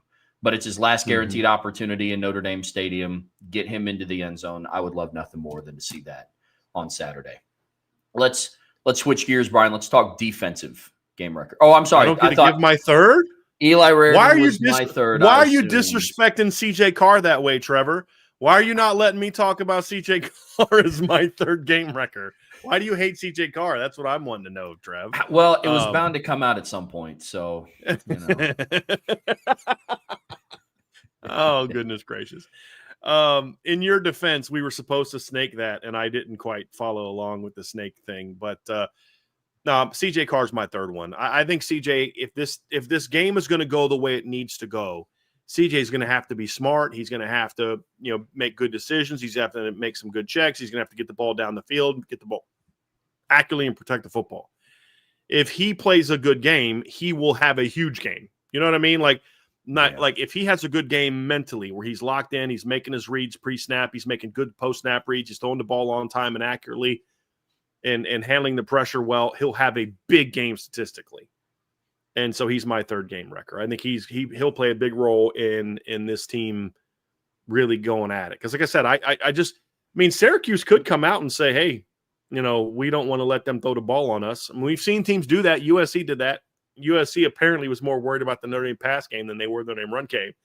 And we saw how that kind of went. But, maybe Syracuse has that same game plan. I don't think that would maybe make the most sense with as dominant as Jeremiah Love has been lately. But, maybe that is the case. Maybe that is what we see. But I don't think it will. I think this is going to be Syracuse saying, we're going to make the freshman quarterback beat us. Redshirt freshman quarterback beat us. We're not going to let the best player in college football beat us.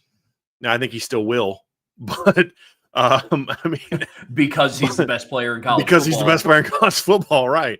Yeah. But I think that's going to be the case, and I think CJ is going to have a big day. So that's my third game record. Trev, let's move over to the defense, and I'll allow you to start off. If you don't mind, I'm going to get all three in on this one as well, but I'll let you get start. I'll allow it. I'll allow thanks, it. buddy. I appreciate you. I appreciate you. Now, my first game record on the defensive side of the ball, it's somebody that we talked about yesterday. It's Boubacar Traore. I think that he sat out in the Navy game, so I'm not counting that one. But in the last 3 games that he's played, he's had 1 sack in the last 3 games. Racked up a good amount of pressures. He's still first on the team in overall pressures, total hits plus sacks on the quarterback. But he is somebody that should have a really big game this week. We talked about overwhelming the quarterback and one of our keys to victory. He's a true freshman and he's a walk-on. If Notre Dame is going to have the defensive performance that Brian and I both believe that they are capable and should put on display here in the next couple days, Boubacar Traore is going to have to be as big of a factor as we believe it to be. So he is my number 1 game wrecker. I could see him having a multi-sack game. He's going to be huge on Saturday. Traore is my number 1 game wrecker. Same. I think, Josh Burnham's been on fire lately. I could go with him. I think Jason Onye is really starting to kind of come into his own the last 3 games. I think Jared Dawson's another potential one, but I just look at this and say against these tackles, I think this is definitely a Boubacar Traore game, Trev. I don't think there's any doubt about that. I think he's poised for an absolute monster performance. And look, he's been playing well lately. Like, I don't want it to get it twisted like Boubacar hasn't been playing great football lately, but he hasn't piled up the sacks like he normally does. And obviously he didn't play against Navy. He's been playing good football. What we're talking about here is not that Boubacar has like some kind of breakout performance or anything like that, but just more so that like he's been playing good football, but I think we're going to see that get taken to a completely different level in this game. And he's going against an offensive line that is really struggling in pass pro. I mean, the 2 tackles that he's going against this weekend, well, obviously health is going to be dependent upon that. But like Demetrius Weatherspoon, for example, has allowed 16 pressures this year in 10 games and 6 sacks. I mean, 6 hits plus sacks on the quarterback. So I think this is a game where Boubacar is going to really go off. Yep, we definitely see that one the same. My second one, Brian, is nickel corner Devontae Smith. He is going to be matched up all game long against Syracuse's number 1 wide receiver, and Jonte Cook. And I think that Devontae Smith is going to come away with his first career interception on Saturday. It's weird to think with how well he plays in coverage and how well he's done at the slot for Notre Dame this season that he has yet to pick up an interception or really even an interception on his career. But I think that he's going to have a nice guaranteed final game inside of Notre Dame Stadium and come away with his first career interception on the weekend. Who's that going to get their first interception of the weekend? Devontae Smith. Devontae Smith. Interesting. I can dig that. My next game record is going to be Drake Bowen. I think Drake is going to have a big game for Notre Dame. I think he's a guy that is going to be a little frustrated himself for the fact that he, had a couple plays where he got beat last week. Again, I kind of put that more on the D coordinator than I do Drake.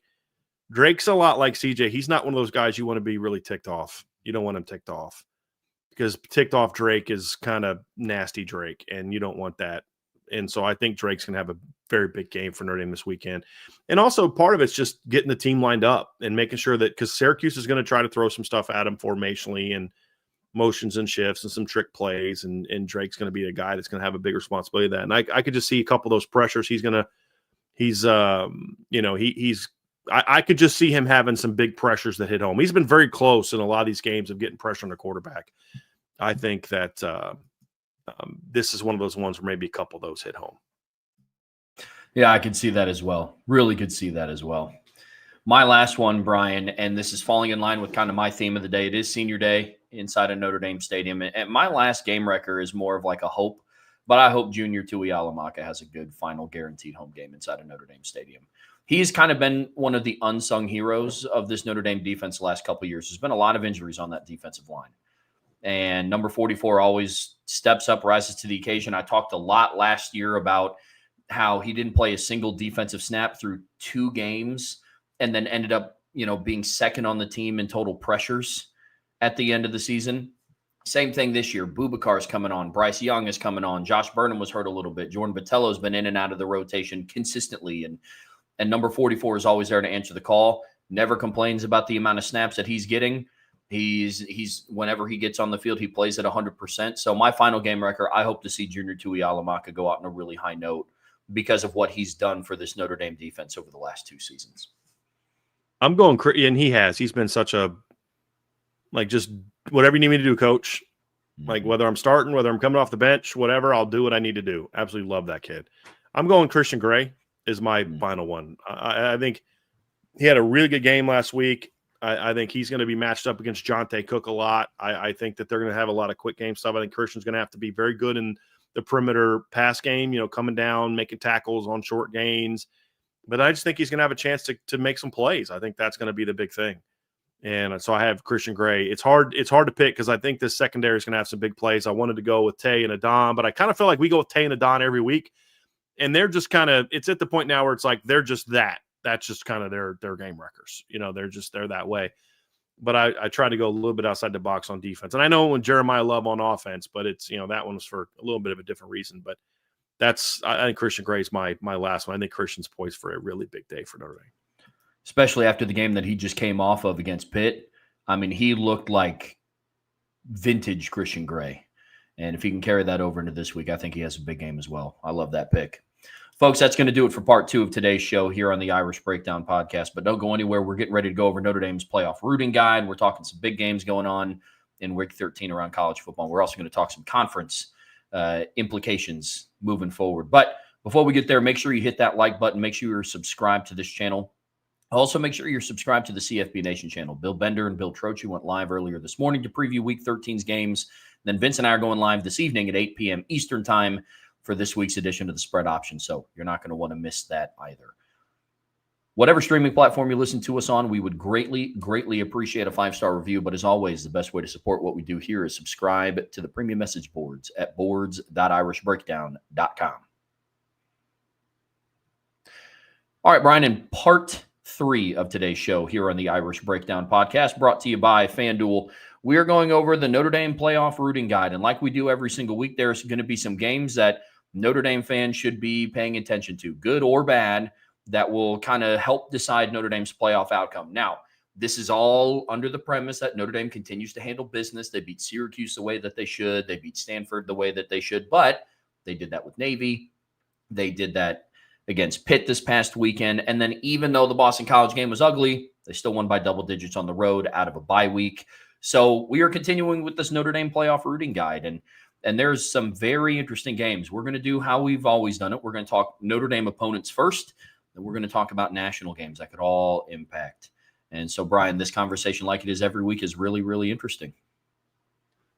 It is, and it's not a huge number of games this weekend, partly because there's just a lot of games in the schedule that are just kind of garbage, and there's a lot of games, and there's several teams that are off this weekend. But this is, for whatever reason, that week in the season where a lot of teams just are either off or just play absolute poo.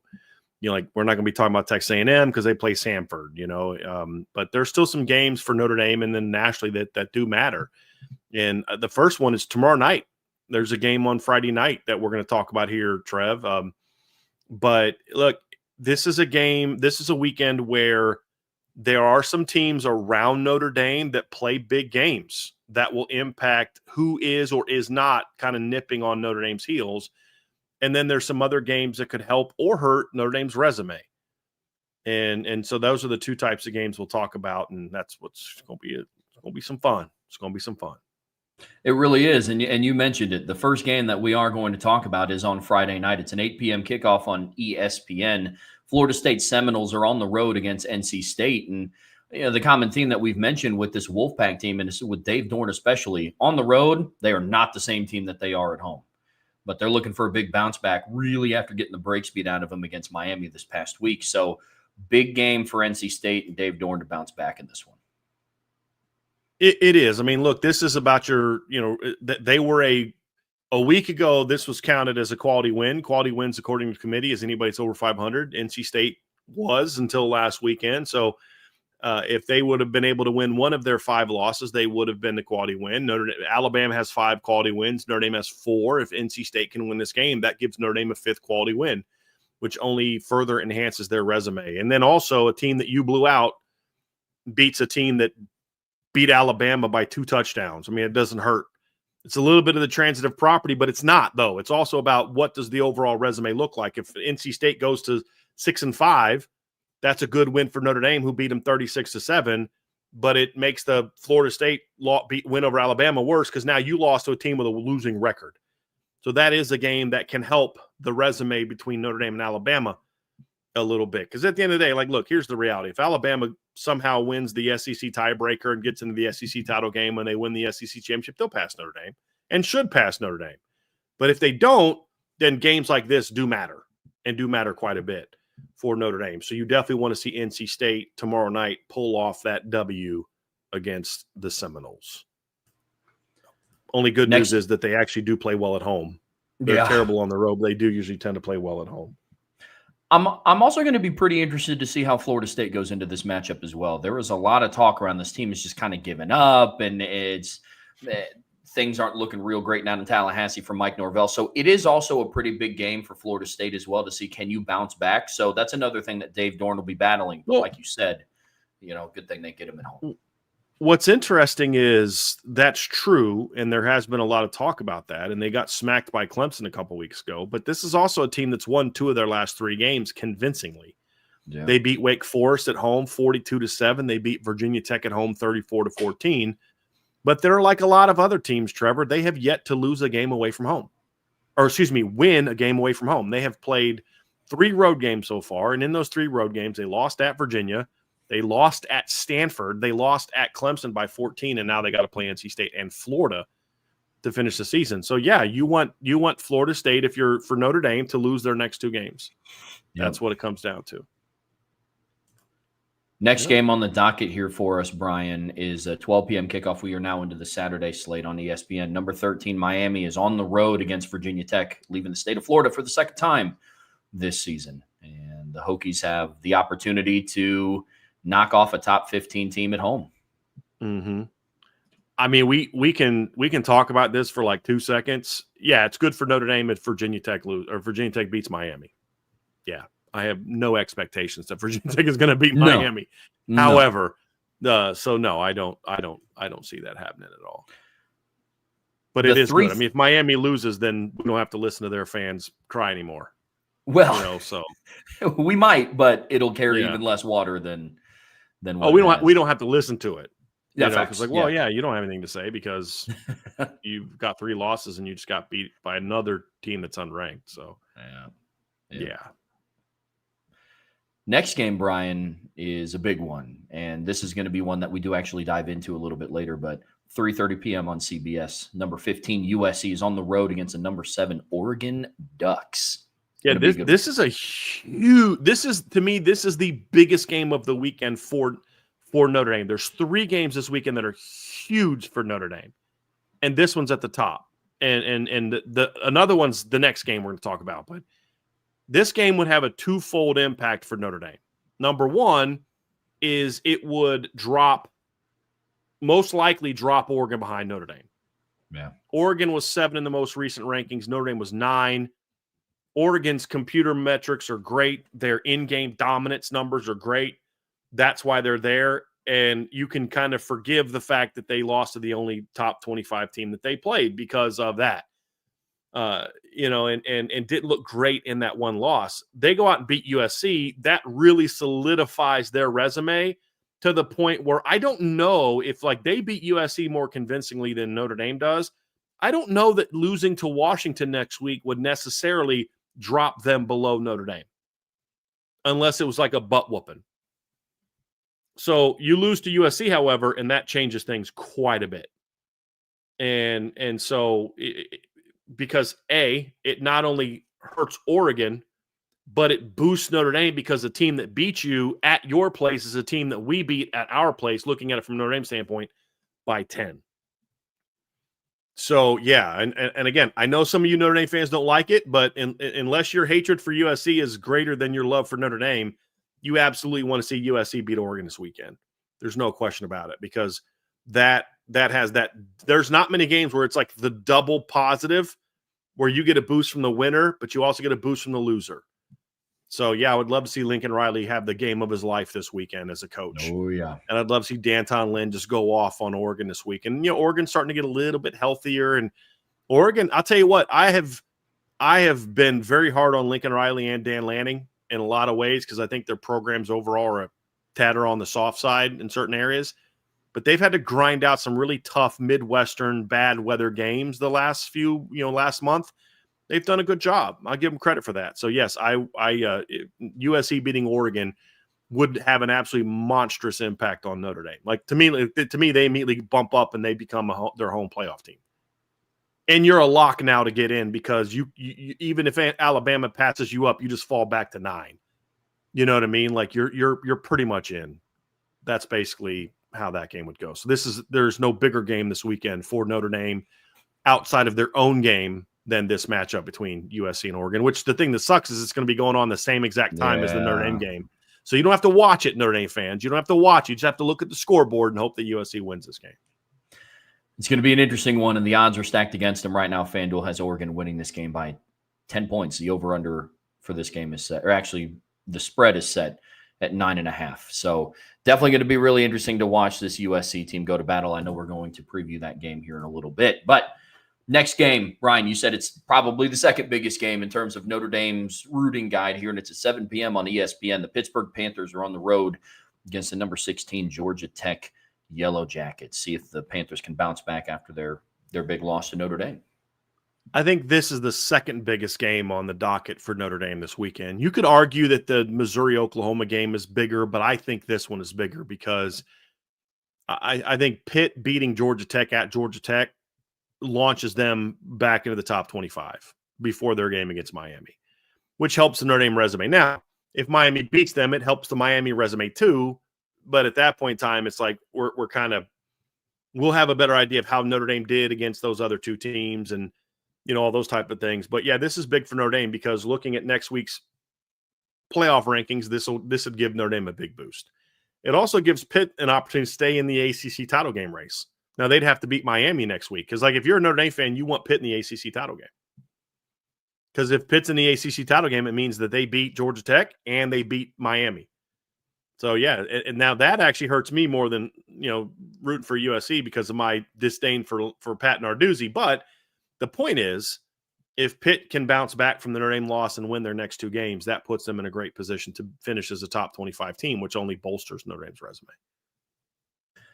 Last one of the Notre Dame opponents here, Brian. It's a rivalry game, 7:30 p.m. kickoff on the ACC network. Cal at Stanford, the infamous Cal-Stanford game. And this one pretty quick, rooting for a Stanford win here. Yeah, I mean, this is a minor one. It's just it's a small thing, Trevor. It's just the team you play next week is 4-7 instead of 3-8. I mean, that's just one more little tiny notch on your overall strength of schedule. It gives it like a 0.001 boost. That's really all it is. So you want Stanford to win this game. Let's switch gears over and talk some national games. And back to the top of the Saturday slate, 12 p.m. kickoff on ABC. Number 22 Missouri is on the road against number 8 Oklahoma.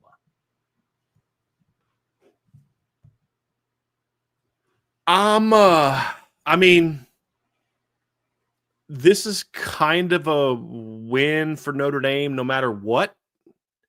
This game, the only exception is if it's like a barn burner down to the wire 4-quarter game, Oklahoma wins on a walk-off field goal.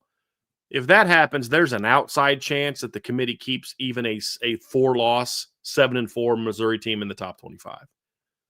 I don't think Missouri should be in the top 25 now, much less if they lose another game. But, we'll see how the committee kind of props them up a little bit this week, and they have to play at Arkansas next week. So maybe that gets taken care of. But the point is that I feel like this game is, if Oklahoma wins, you want them to win soundly, where they're just clearly the better team, because then that knocks Missouri out of the top 25, which is one less top 25 win for Bama.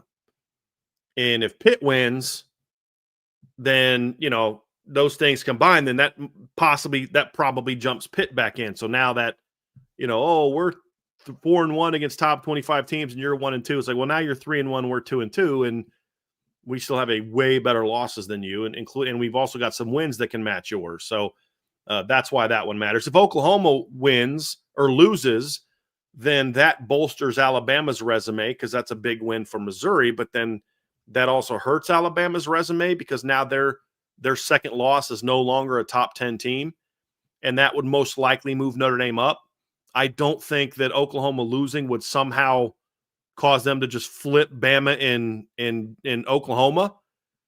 Because, it makes one of their wins better, but it makes one of their losses worse. And Alabama's playing, what is it, Illinois State or something like that this weekend? I think it's Eastern Illinois State. Eastern Illinois. Somebody, some FCS school from Illinois totally understand why Alabama would want to play them. But I think so. So you get a boost either way. Yeah. The bigger boost is Oklahoma losing, in my opinion. So, when you talk about as a Notre Dame fan, what you should be rooting for, this game's sort of a win-win, but the bigger win is if Oklahoma loses, then Notre Dame, I believe, jumps up to number 8. I just think Notre Dame and Alabama will just both jump up a spot. And now all of a sudden, you've got that Notre Dame-Alabama matchup potentially coming in South Bend.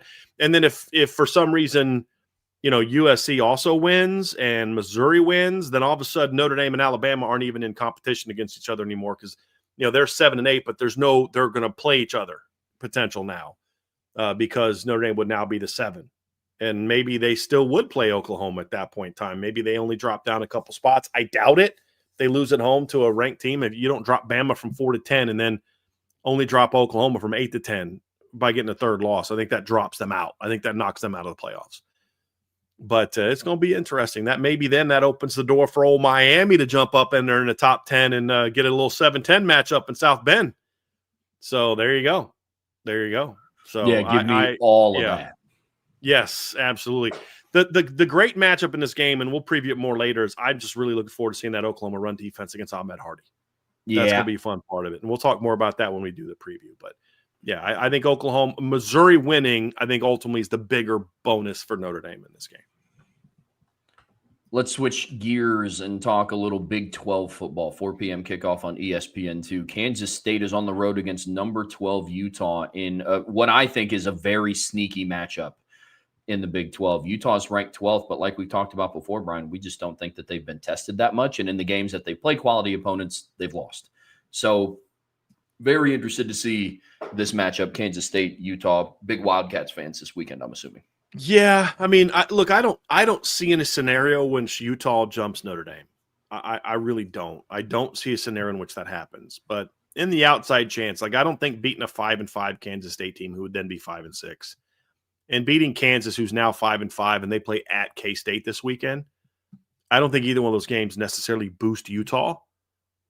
But if they lose, it at least knocks another team down. The other part of it is if Utah loses, that's one less. That cheapens the – right now BYU can say we have a better record than Notre Dame, which is true, and our best win is better than Notre Dame's best win, which is also true because Utah is ranked out of USC.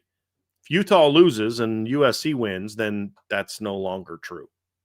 If USC wins, it still may not be true. If USC beats Oregon, and I think they jump a bunch of teams, honestly. I think USC beating Oregon this weekend could put them in the playoff. I really do. I mean, they're 15 now. They beat number 7. I could easily see USC jumping Utah. I mean, I could see them jumping Miami. I could see them jumping Utah. I could see them jumping BYU and getting all the way up into that 10 spot with Notre Dame and Alabama moving up a spot. If Oklahoma wins, they go to 7. If Notre Dame would go to 8, Bama would go to 9, and then USC jumps right in there at 10. I could definitely see that. And honestly, they'd have a resume to do it. They'd have a win over a top 20 Michigan team. They'd have a win over a quality Iowa team. They'd have a win over a top 25 Oregon team. And then their 2 losses would be to 2 ranked teams in close games, competitive games. They lost by 2 points to Illinois in a game where they had a walk-off touchdown or walk-off field goal to win it.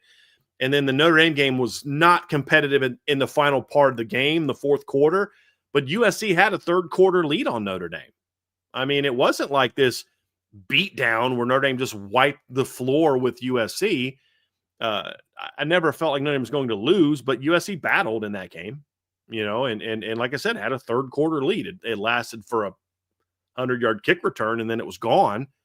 But still, that says something. That's the only team since A&M that's had a second half lead on Notre Dame. The only team. So those games all kind of go together to me. Well, I mean, before we move on, I am curious your opinion on that, Trev. Do you think that USC's resume would be strong enough to justify jumping them up all the way ahead of Miami, Utah, BYU? Because they would have, if you look at USC's resume, they would have wins over top 20 Michigan team. They would have a win now over what would most likely be a top 15 to 20 Oregon team. They would have a win on the road against Nebraska, a win over Iowa, who is got a winning record, and then they'd have a win over Northwestern, who's got a winning would have a winning record if they beat Minnesota this weekend. So that'd be like 5 quality wins for USC, which is a very good number. And then their 2 losses would be a 2-point road loss to the now number 21 team in the country in Illinois, and then a 10-point road loss to what would then be the number 8 team in the country. Do you think that jumps them a lot? Do you think that has a chance to allow them to pass some people? Because they passed some people last week. Yeah, I absolutely do. I'm going to talk about this a little bit more, and when we break down this matchup in a little bit. But I think USC is one of the more battle-tested teams in the country. They're 8-2. You go on the road and upset the number 7 ranked team in the country. Yeah, I think that would earn them because then when you start comparing resumes, what has Miami done since they beat Notre Dame in week 1? Not a whole lot. Just haven't. What has Utah done this season? Not as much as USC has. And then you start getting into the conversation with Alabama and USC. I think that all becomes very, very interesting. I think they absolutely jump Vanderbilt. I think Vandy is still ranked ahead of USC as well. They would jump them as well. So, yeah, I'll dive into it a little bit more when we break it down. You don't think that big old Kentucky win's going to lock them into number 14? Oh, it's interesting. Unfortunately for the people down in Nashville, no, I don't think that it will. I do not think that it will for them. But, yes, I am in agreement with you. I think USC puts himself in playoff contention with a win up in Eugene. Next game here, Brian, we mentioned them, but number 21 Illinois is on the road against Wisconsin, 7:30 p.m. kickoff on the Big Ten Network. I think this one's interesting. I feel like I'm a little torn on this one if it even impacts Notre Dame a whole lot, just from the standpoint of being at 21. Does Illinois being ranked help USC's resume? And that's kind of where I'm looking at it from it, because you could look at it from 2 ways. Number one is you want Illinois to lose to help cheapen Ohio State and Indiana's resume, but I don't think those are resumes that we need to even care about. Like those teams that have to lose twice to fall behind Notre Dame, and Indiana can't. I mean, their second loss would be the Big Ten title game, and I don't think if Indiana loses that they'd fall all behind Notre Dame. Maybe that one loss to Purdue would be bad enough that Indiana would fall down with no other great wins, but I just don't see it. But I think that Illinois winning at Wisconsin helps solidify USC's resume if USC beats Oregon. That's really the only reason this game is on here, Trevor, that would help Illinois kind of maybe climb up a couple spots if there's some upsets and things like that. And then, USC beats Oregon, it helps solidify the USC's resume. Because if USC can make that jump, and as you said, we'll talk about it later, I think that has a big impact on Notre Dame's overall resume, a ton. Does that make sense? Like, I don't think Notre Dame needs to care about what's happening with Indiana and Ohio State. It's more the tertiary impact. It's not the direct impact of what it would have on Notre Dame. I'm with you. So nice, big word. Thank you. Thank you. All right. That'll do it for us here today. That's Trevor's big word for the week. We'll wait until Lauren gets home. It's like, babe, I learned a new word today. Check this out. No, but I was studying all day for it, man. I was like, what word can I use in the show today? Don't ask me to spell it. Great. But but no, I'm with you. It's the indirect impact that it would have on Notre Dame. I'm with you there completely. Last game here on the Notre Dame playoff rooting guide. I might have added this later and not sent this one to you, but the Tennessee-Florida game is one that I wanted to. Oh, I did. Nope. As well. That's on me. I missed that one. Yep. Sorry. Second to last, 7:30 p.m. kickoff on ABC. Number 20 Tennessee is on the road against Florida this week, Brian. Yeah, look, Tennessee is a win that's being bolstered for like pro Alabama forces. Like Alabama's parading there. We're 4-1 against top 25 teams. Well, if Oklahoma and Florida win this weekend, that drops down to 2 because those teams will both fall out. So Yeah, I definitely think this is an easy one. You want Florida to win this football game. Can they? They're possible. It's possible. I mean, Florida's battling, man. I got to give those players credit. They had every reason in the world to absolutely quit, and they didn't. You know, they got smashed by Kentucky. Smashed by Kentucky. I'm thinking, well, their season's over, and they responded by coming out and battling with Ole Miss last week. They did not just say, screw it, we're done. And so that showed me a little something about the heart of this football team. You just need to do it one more time. You know, it just need to do it one more time. Yeah, I mean, we are talking about a team that convincingly beat Texas. You know, so this is it's definitely an interesting matchup. I don't even think Tennessee should be ranked as it is. Agree. So that would definitely further that conversation as well. I'm with you. Now, on to the final game of the Notre Dame playoff rooting guide, 8 p.m. on Fox. Number 11 BYU is on the road against the Cincinnati Bearcats. This one will be very interesting to watch for the Big 12 conversation that we're going to have later on in the show. But yes, big matchup in the Big 12. Well, it's just another one that it's just one more team behind you that's out. I mean, that's really what it comes down to. If BYU loses, they're out. I mean, look, they're number 11 right now at 9-1. Because, I mean, if we're just honest, I mean, if you're honest with yourself as a BYU fan, you just have to look at the fact and say, we didn't really play anybody. We played two good teams all year. We beat one of them by 3 points, and that's a great win. The other one smacked us, and every other team we've played has been mediocre to bad. And that's kind of, that's just kind of what you're building off of. So you lose to Cincinnati, you're out. I mean, you're just not going to be a playoff team. The only chance you have then is to play in the Big 12 title game, which I think they would still have a shot to play in the Big 12 title game with a loss to Cincinnati, but that's kind of your shot.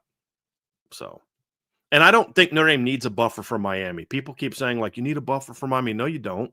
I mean, Miami's resume is not as good as Notre Dame's. Just isn't. And that doesn't matter. That doesn't change because of anything that Utah or BYU does. That changes because Miami goes out here the next 2 weeks and destroys Virginia Tech and destroys Pittsburgh, and Notre Dame doesn't have comparable wins. That's the only way Miami leaps Notre Dame. It's not because there's a buffer. People are taking what the committee guy said, and they're like, well, you don't really compare Notre Dame and Miami because they're not in the same bracket. Well, guys, why are they not? People are like, well, if Notre Dame gets in the same bracket, now you got to compare head to head. Guys, Miami's not in the same bracket right now with Notre Dame because their resume is significantly worse than Notre Dame's. What? That's the reality of it. Yeah. Notre Dame is Miami's resume right now. Now, to your point, they have the opportunity to go and get a big win against Pitt, but up to this point, Notre Dame is Miami's resume. That's why they don't look at them in the same light. That's why the committee doesn't group them in the same. That's why. So, them's the facts. I agree. Well, folks, that is going to do it for part 3 of today's show. Don't go anywhere. We're getting ready to talk Week 13 previews, previewing 2 different games. But before we get there, hit that like, hit that subscribe, hit that notification bell, share this podcast with your friends and family, anybody that you know loves Notre Dame and college football as much as you do. But as always, the best way to support what we do here is subscribe to the premium message boards at boards.irishbreakdown.com. All right, Brian, in the next part of today's show here on the Irish Breakdown podcast, brought to you by our friends over at FanDuel, we are talking about 2 games this week. It's Week 13 of college football. And to our dismay, this slate of games this week is not as headline-y, I guess you could say, as what it has been in previous weeks. The SEC is going through their annual Let's Play FCS teams, and the Big Ten schedule, to the surprise of nobody outside of one game that we are previewing, is bad. So that leaves us with 2 games that we are previewing today. I have to say it, Trevor. I'm sorry. What the Big Ten did this year with their schedule is an absolute joke, and I'm going to keep saying it every single week. The fact that these are the games they gave us is absolute garbage. I mean, we're a week before the biggest games of the season, and the Big Ten is giving us Rutgers, Ohio State, Minnesota Northwestern, Michigan State, Iowa. That one is okay, if those teams were better, it mattered. Michigan, Maryland, Illinois, Wisconsin, Washington, UCLA, just absolute, just gross. And then, next week we get Michigan, Ohio State, but the rest of the Big Ten slate, I mean, you get some rivalry games, Nebraska, Iowa, Indiana, Purdue, Washington, Oregon, UCLA, but it's even the rivals are garbage. Maryland, Michigan, Penn State, Rutgers, just absolute garbage. It's a joke. What they basically tried to schedule their way in a bunch of teams into the playoffs. That's what they tried to do. But it's not going to work because your 2 loss teams are ranked way behind the SEC's 2 loss teams. Why? Strength of schedule is significantly worse because the 2 loss teams in the SEC are playing each other. Georgia played out, Georgia and Alabama played each other. Alabama and Oklahoma played each other. Georgia, played Ole Miss. You know what I mean? Like, those teams are playing each other. And the ones that aren't playing each other, the teams that do get softer schedules in the SEC, which A&M did so far, they're beating everyone. They're not losing to teams they're supposed to lose to. So it's going to be, it's I just have to point that out. It's a joke. It's a joke. It is what they're doing.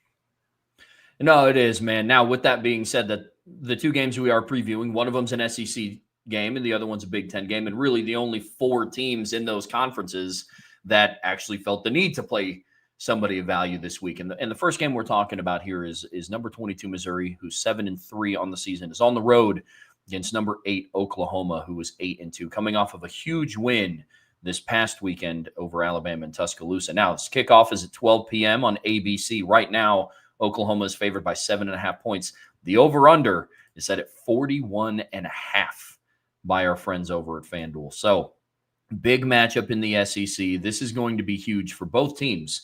Missouri is looking to pick up their first ranked win of the season, which I don't think can go undiscussed, which is why we both believe that we don't even think Missouri should be ranked right now in the first place. And then for Oklahoma, they are coming off of their biggest win of the season, arguably their biggest win of the Brett Venables era over Alabama and Tuscaloosa. So huge matchup this week down in Norman, Brian.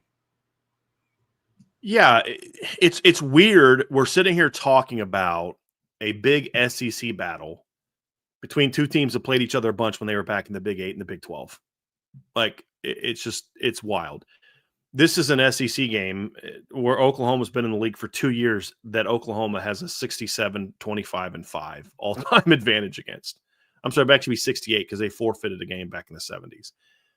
And which is an interesting rivalry. Now, the other interesting part about the rivalry is Missouri has won 2 of the last 3. Missouri beat Oklahoma in 2010, and then they beat them last year. They beat Oklahoma last year in Columbia, 30-23. They also played the last 4 years that they were in the Big 12 together. They played each other twice in the Big 12 championship. So that was back in the Chase Daniel days, I believe. But this is an old school Big 12 matchup, Trev. That's what this game is. And it's an opportunity for Oklahoma to kind of solidify their standing. Because, like, Oklahoma is really in a unique position the next 2 weeks, Trevor, because they play 2 teams that are good enough to really solidify their resume, but also 2 teams who are good enough to beat them if they don't play well. And so I think this is a huge opportunity for Oklahoma to come out there and say, hey, we're gonna show that we are one of the best defenses of college football. We're gonna go out there and beat a top 25 team. And if Missouri falls out, I don't think it hurts Oklahoma, just like the Pitt game didn't hurt Notre Dame. Because, like, look, yeah, they are not in the top 25 anymore because of you. It's not a team that you beat you a month and a half ago. So I think for Oklahoma, this is a big opportunity to go out and win a top 25, beat a top 25 opponent. It's your second straight top 25 win in a row. And your fourth straight game. Actually, I'm sorry. It's your third straight top 25 win in a row because they have back-to-back wins over Tennessee and Alabama. And it's your 4th straight top 25 game. Your 5th out of 6 games where you've played a top 25 opponent. Do you want to know why Oklahoma is ahead of Notre Dame despite having a lot of metrics that aren't as good? Because they've genuinely played a really challenging schedule, and a lot of those games are away from home, and they've won those games. I mean, Bama's got some good wins lately, but most of those games are at home. Georgia was on the road. But Oklahoma's beating those teams now and playing probably their best football of the year in certain ways. And, caught some breaks against Alabama last week. But this is a chance to really solidify that resume and say, hey, we're good. And I don't know that if they beat Missouri and Oklahoma and LSU the next 2 weeks, you won't hear me talking about how Notre Dame should be ahead of Oklahoma anymore. Like, I said on our show yesterday, I think Notre Dame should be ahead of Oklahoma just on looking at the computer numbers. But I'm actually okay with them being ahead of Notre Dame because of the fact They are coming off back-to-back top 25 wins on the road. That's impressive. Now, you get a third straight top 25 win, that solidifies things for me. And so I just think that they're playing very good football. If you say Bama played bad against OU, I kind of. I mean, some of that was Oklahoma. Like, sometimes it's not just a team plays bad. Oklahoma's defense forced Alabama into some bad decisions and completely overwhelmed the Alabama offensive line in the fourth quarter. Playing poorly or playing negatively isn't always just about, did your offense play poorly or badly? I mean, a lot of that was on OU's defense. That's who their team is. They are built on being a great defense. Now you get a chance to go up against, in my opinion, the second best running back in college football this year. And it's a debate between two SEC kids because it's either Ahmed Hardy or Kewan Lacey. I think those are the two guys debating for who's the second best running back in college football this year. And a kid who's coming off of a game, Trevor, where he went absolutely bonkers last week. In their win over Mississippi State. And Mississippi State is a team that was 5-5 coming in the game. They're not a great team. They got smacked pretty good by Georgia, but they had a 7-point loss to Texas, a 2-point loss to Florida, a 7-point loss to Tennessee. They've been competitive in most games, and Missouri absolutely just dominated them. And a lot of it was because of Ahmed Hardy. Here's the stat line for last week: 25 carries, 300 yards, and 3 touchdowns. That is I would say, Trevor, that's a pretty good performance. I would say 300 yards on 25 carries. That's not bad, right? That's pretty decent. That's fine. So he's pretty darn good day of work for Ahmed Hardy last weekend, and just a really, really big day. He had a 72-yard touchdown run. He had a 43-yard touchdown run. He had a 10-yard touchdown run. Like, he had a pretty big day. And their quarterback didn't throw a lot of passes, but he completed 8 passes, but 2 of them were for touchdowns. And their first 2 scores of the game were passing touchdowns. I mean, he sparked them with a couple big throws early. You know what it reminded me a lot of last week's game? It reminded me a lot of the 2017 Notre Dame USC game, where USC was so focused on stopping the run and Mississippi State was so focused on stopping the run. It allowed Missouri to hit a couple throws down the field early, and then that kind of backed them off a little bit, and then the run game took over. Reminded me a lot of that. But he is a big time player. Yeah.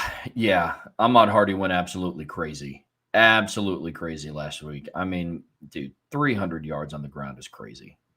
Like, against a Power 4 SEC team, like, that's a decent one. Like, it wasn't like he did it against some team that's like 1-9. He didn't get to play like their version of Wisconsin, right, or like their version of like Boston College. He's a team that's battling for a bowl game. Yeah. That performance is up there with, because I watched some of that game. That performance is up there with me with, like, do you remember when Tavon Austin, West Virginia, lined him up at running back against Oklahoma? Like, that performance is up there with that. With me. I mean, he had like 580 something total scrimmage yards and all that stuff. He had like 300 some odd rush yards or something dumb. I mean, it was up there with that. Ahmad Hardy is a very, very, very good football player. Yes, he is. Can't be overstated enough. And then now on the other side of this, for Missouri, obviously he's a big time football player. He's going against one of the best rush defenses in college football. This is a chance for Missouri to really get kind of their statement win this season, which I don't think that they've had. Last week's win was good, but right now their statement win is what? South Carolina, like beating Auburn at Auburn. Like, that's kind of your big win. Right now, you're basically saying, hey, we had a couple good losses, and they did. They had a 3-point loss at home to Alabama. They had a 7-point loss at Vanderbilt in a game where I don't know that Missouri loses that game if their quarterback doesn't get hurt. Yeah, maybe they win that game, but look, the reality is you need your statement win, right? You need that win. That right now we're like, why are they ranked? They're ranked because of their bad losses. They've beaten no one. Well, this is your chance to kind of say we beat somebody, and it's going to be tough. I mean, you're starting a freshman quarterback, as we've talked about now for the last few weeks, a talented freshman quarterback, but a freshman quarterback nonetheless. And you're playing against one of the best rush defenses in college football, and they're going to be geared towards shutting you down. So, Their offensive line's got a big test in front of them this weekend, Trevor. And that's a sneaky good offensive line this year. They've played really good football. You don't rush for the kind of yards he's rushed for without it. And I think some of the games where they've struggled to run the ball are more about teams just loading the box and just saying, we're going to make you beat us on the ball. And Bo Pribula wasn't good enough to do that. And Matt Zollers just doesn't have the experience to do that. But this is a test where you're going to really find out, okay, are you any good or not? Like, that's what this one's going to be about. Yeah, I'm very interested to see how this matchup goes down. I mean, for all intents and purposes, Missouri is the Nebraska of the SEC. Like, they're always going to have a good record, but you lose to the opponents that you have a chance to beat, but then you beat the opponents that you should beat, and that's been Missouri this season. That's been Nebraska this season, and even in some of the games where, like, they should win by a bigger margin, the Mississippi State win was very, very impressive. But they're very similar, which has led into what my prediction is for this game. We good for predictions for this one, Brian? Yeah, I do want to talk about one other part of this matchup, though, because we talked a lot about Oklahoma's defense, but I think Missouri's defense has been a little bit underrated this year. I think that's a quality defense. Is it as good as Oklahoma's? No, but especially against the pass, they've been pretty good this year. I think that's a very sneaky job that they've done. Obviously, get some transfer players. They're number 21 in the FEI in defensive efficiency this season, and they've got two of the better pass rushers in the country on their team too. The thing is, they haven't been always great against the run. A&M ran on them pretty good. Auburn had an okay day running the football. They've also had some very good moments against the run as well. They're going to have to be on top of their game, because the way Missouri wins this game is not by going out there and running for 350 yards again. And it's, you shut Oklahoma's offense down. You put John Mateer in a bunch of third and longs and a bunch of situations where he's got to now drop back and throw the football and beat you in a situation where we all know he's going to throw the football. That's how you win this game, because then you can force some mistakes and some turnovers that allow your offense to get short fields. And so, like, to me, it's you've got to find a way to get the ball down the field on offense if you're going to win this football game, because you have some good receivers and you have a good young quarterback, and Oklahoma's basically going to dare you to do that. But you've also got to make sure you don't force the ball into some bad spots. Then the other part of the conversation is Missouri's defense is you've got to be as good shutting down the Oklahoma run game, which has been very inconsistent, as Oklahoma is at shutting down the run game. And as I said, they've had a couple rough games on rush defense, but they've also had some pretty good days. They had a pretty good day shutting down Vanderbilt's rush defense, for example. And then on the other side, Trev, is, like, Oklahoma's a team that at times has been good running the football and at times has been pretty bad running the football. They ran all over Tennessee, couldn't really run on Bama. We're okay against Ole Miss, had a couple big runs. Other than that, couldn't do a lot, couldn't run the ball against Texas. But as John Mateer gets healthier, their run game becomes a little bit more dangerous. So you're going to have to shut the run game down in early downs and force them to be a team that drops back and throws the football. That is not where Oklahoma wants to be. So I'm actually intrigued. This is a game that I think is going to be a defensive battle, and I'm very much looking forward to watching it. I mean, I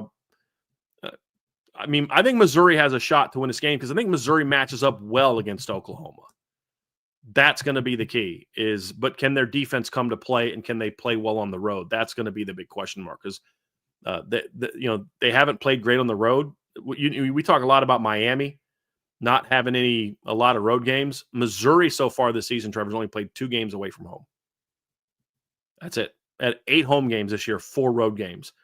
In one of their road games, they lost to Vanderbilt. In another one of their road games, they barely beat Auburn. They had 23-17. So they haven't had a whole lot of chances away from home. And Norman is a whole different animal than, with all due respect, than what Auburn was at that point in time of the season in Vanderbilt. Like, that's just a different animal. It's a different world for that freshman quarterback to be walking into. You know what I mean? So, how's he going to perform? That's what I'm curious to see. But I think this Missouri defense is good enough to keep this a low-scoring game where maybe a turnover late in the game could swing it one way or the other for one of these two teams. That's my thought. So with that, Trevor, I'm ready for predictions unless you have something you want to add to this conversation? No, man, I'm ready for predictions too. And because I agree with everything you said about this being a defensive battle, which it's no surprise that the over-under is set at 41.5, which is actually crazy. But I have Oklahoma winning this game 21-17. I think early on, Oklahoma is going to have some issues handling the success that they've had. Like I said, it's the biggest win of the Brett Venables era at Norman. They're back in the playoff discussion. Right now, they're in a position, if they just win out, most likely they host.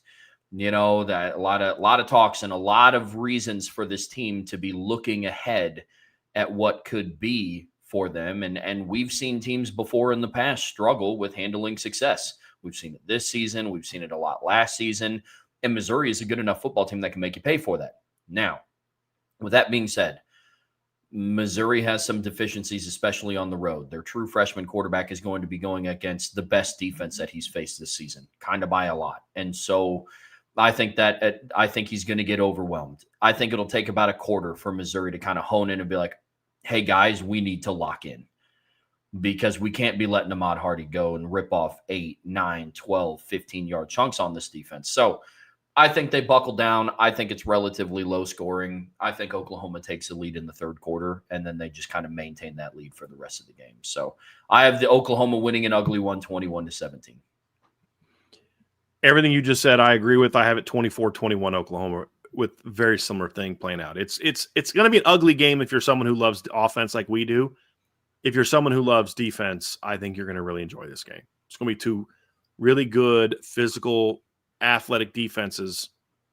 One team's got a really mobile quarterback. One team's got a great running back. Which one of those two guys steps up and has the biggest game? But I could see Missouri pulling this win off. I could, but I have Oklahoma winning this game 24-21. And it'll be a really ranking solidifying win for the Sooners.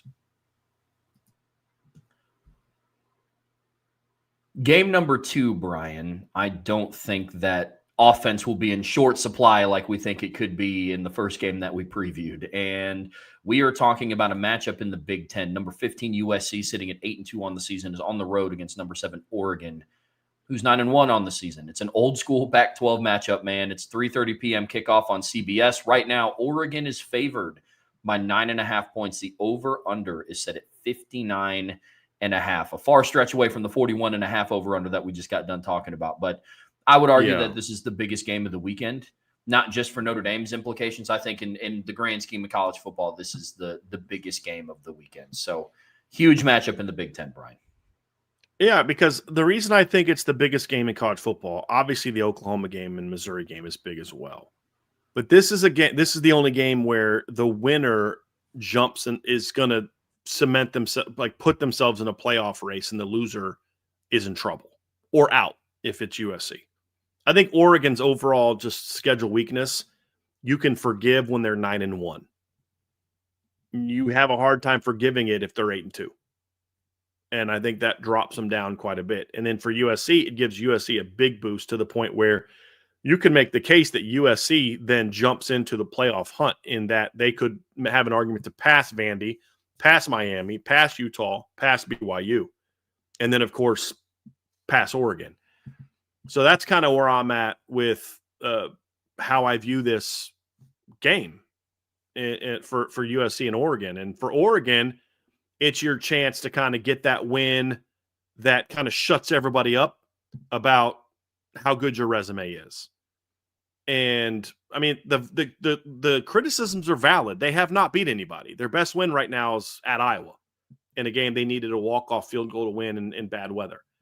You beat a pretty hot USC team who also beat Iowa, beat Northwestern, beat Nebraska on the road, beat Michigan, and the only blemish they've had so far is a road loss to Notre Dame and road loss to Illinois. The Illinois loss was, I think, the same weekend that wasn't it the same weekend that Notre Dame played Arkansas?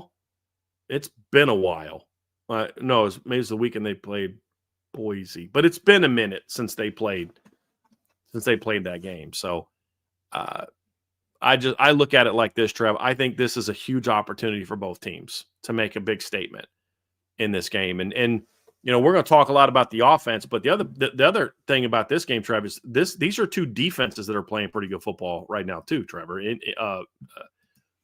Oregon's defense has been pretty solid all year. They didn't play very well against Indiana, but they've, I think second half against Penn State, they faltered a little bit. But since the Indiana game, they held Rutgers to 10 points, Wisconsin to 7, Iowa to 16. They're coming off a 42-13 win over Minnesota.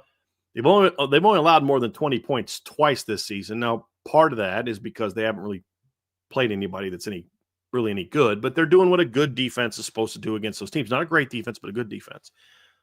USC's defense has obviously had their ups and downs this season. Obviously had back-to-back games of 30-plus points against Illinois and Michigan State. They gave up 27 defensive points to Notre Dame, allowed Notre Dame to run for over 300 yards.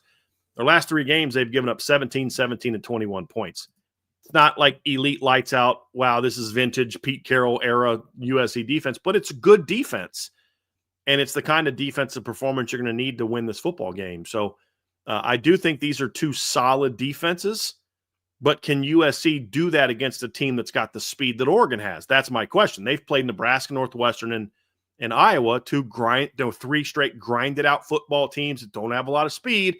Last time we saw them playing a team with speed, they gave up over 300 yards rushing. So how good is USC really defensively? And then offensively, you've kind of been sputtering a little bit lately. If you look at it, Trevor, I mean, USC's only scored over 30 points in one of its last 4 games. And they've kind of been winning football with winning with defensive football and running the football in the last month since the Notre Dame game. Can that continue against Oregon?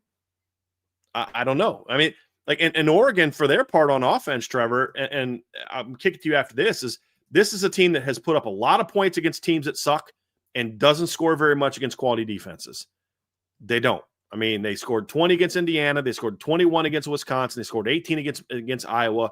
Yes, they've had some guys out, but they've beaten up on the bad teams, but they've struggled with some of the better teams in their schedule. Is USC good enough to make them be that way?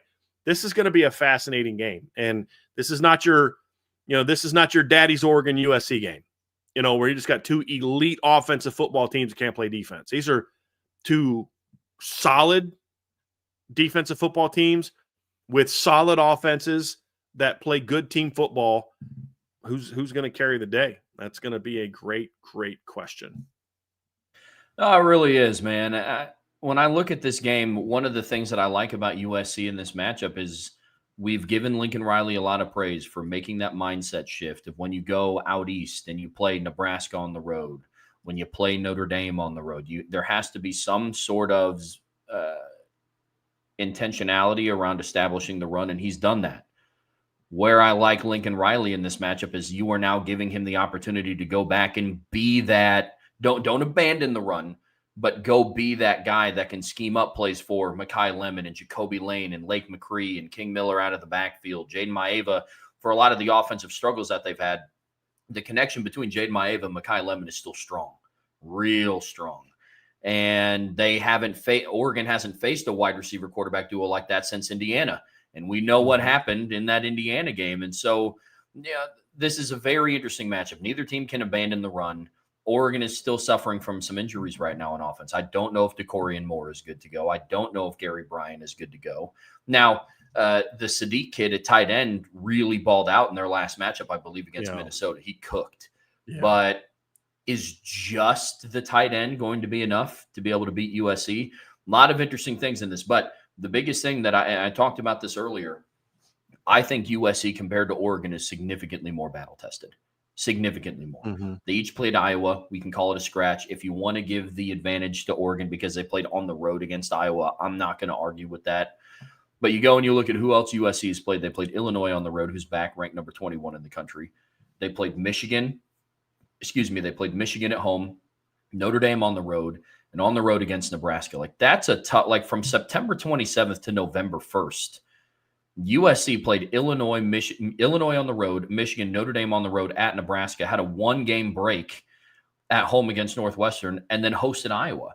And Oregon, it's been a little bit sporadic. I mean, the most quality opponent they played, what we thought up to that time, was number 3 Penn State on the road, and Penn State still has yet, did they win last week? I don't remember what they've done so far this season. They did. Penn State.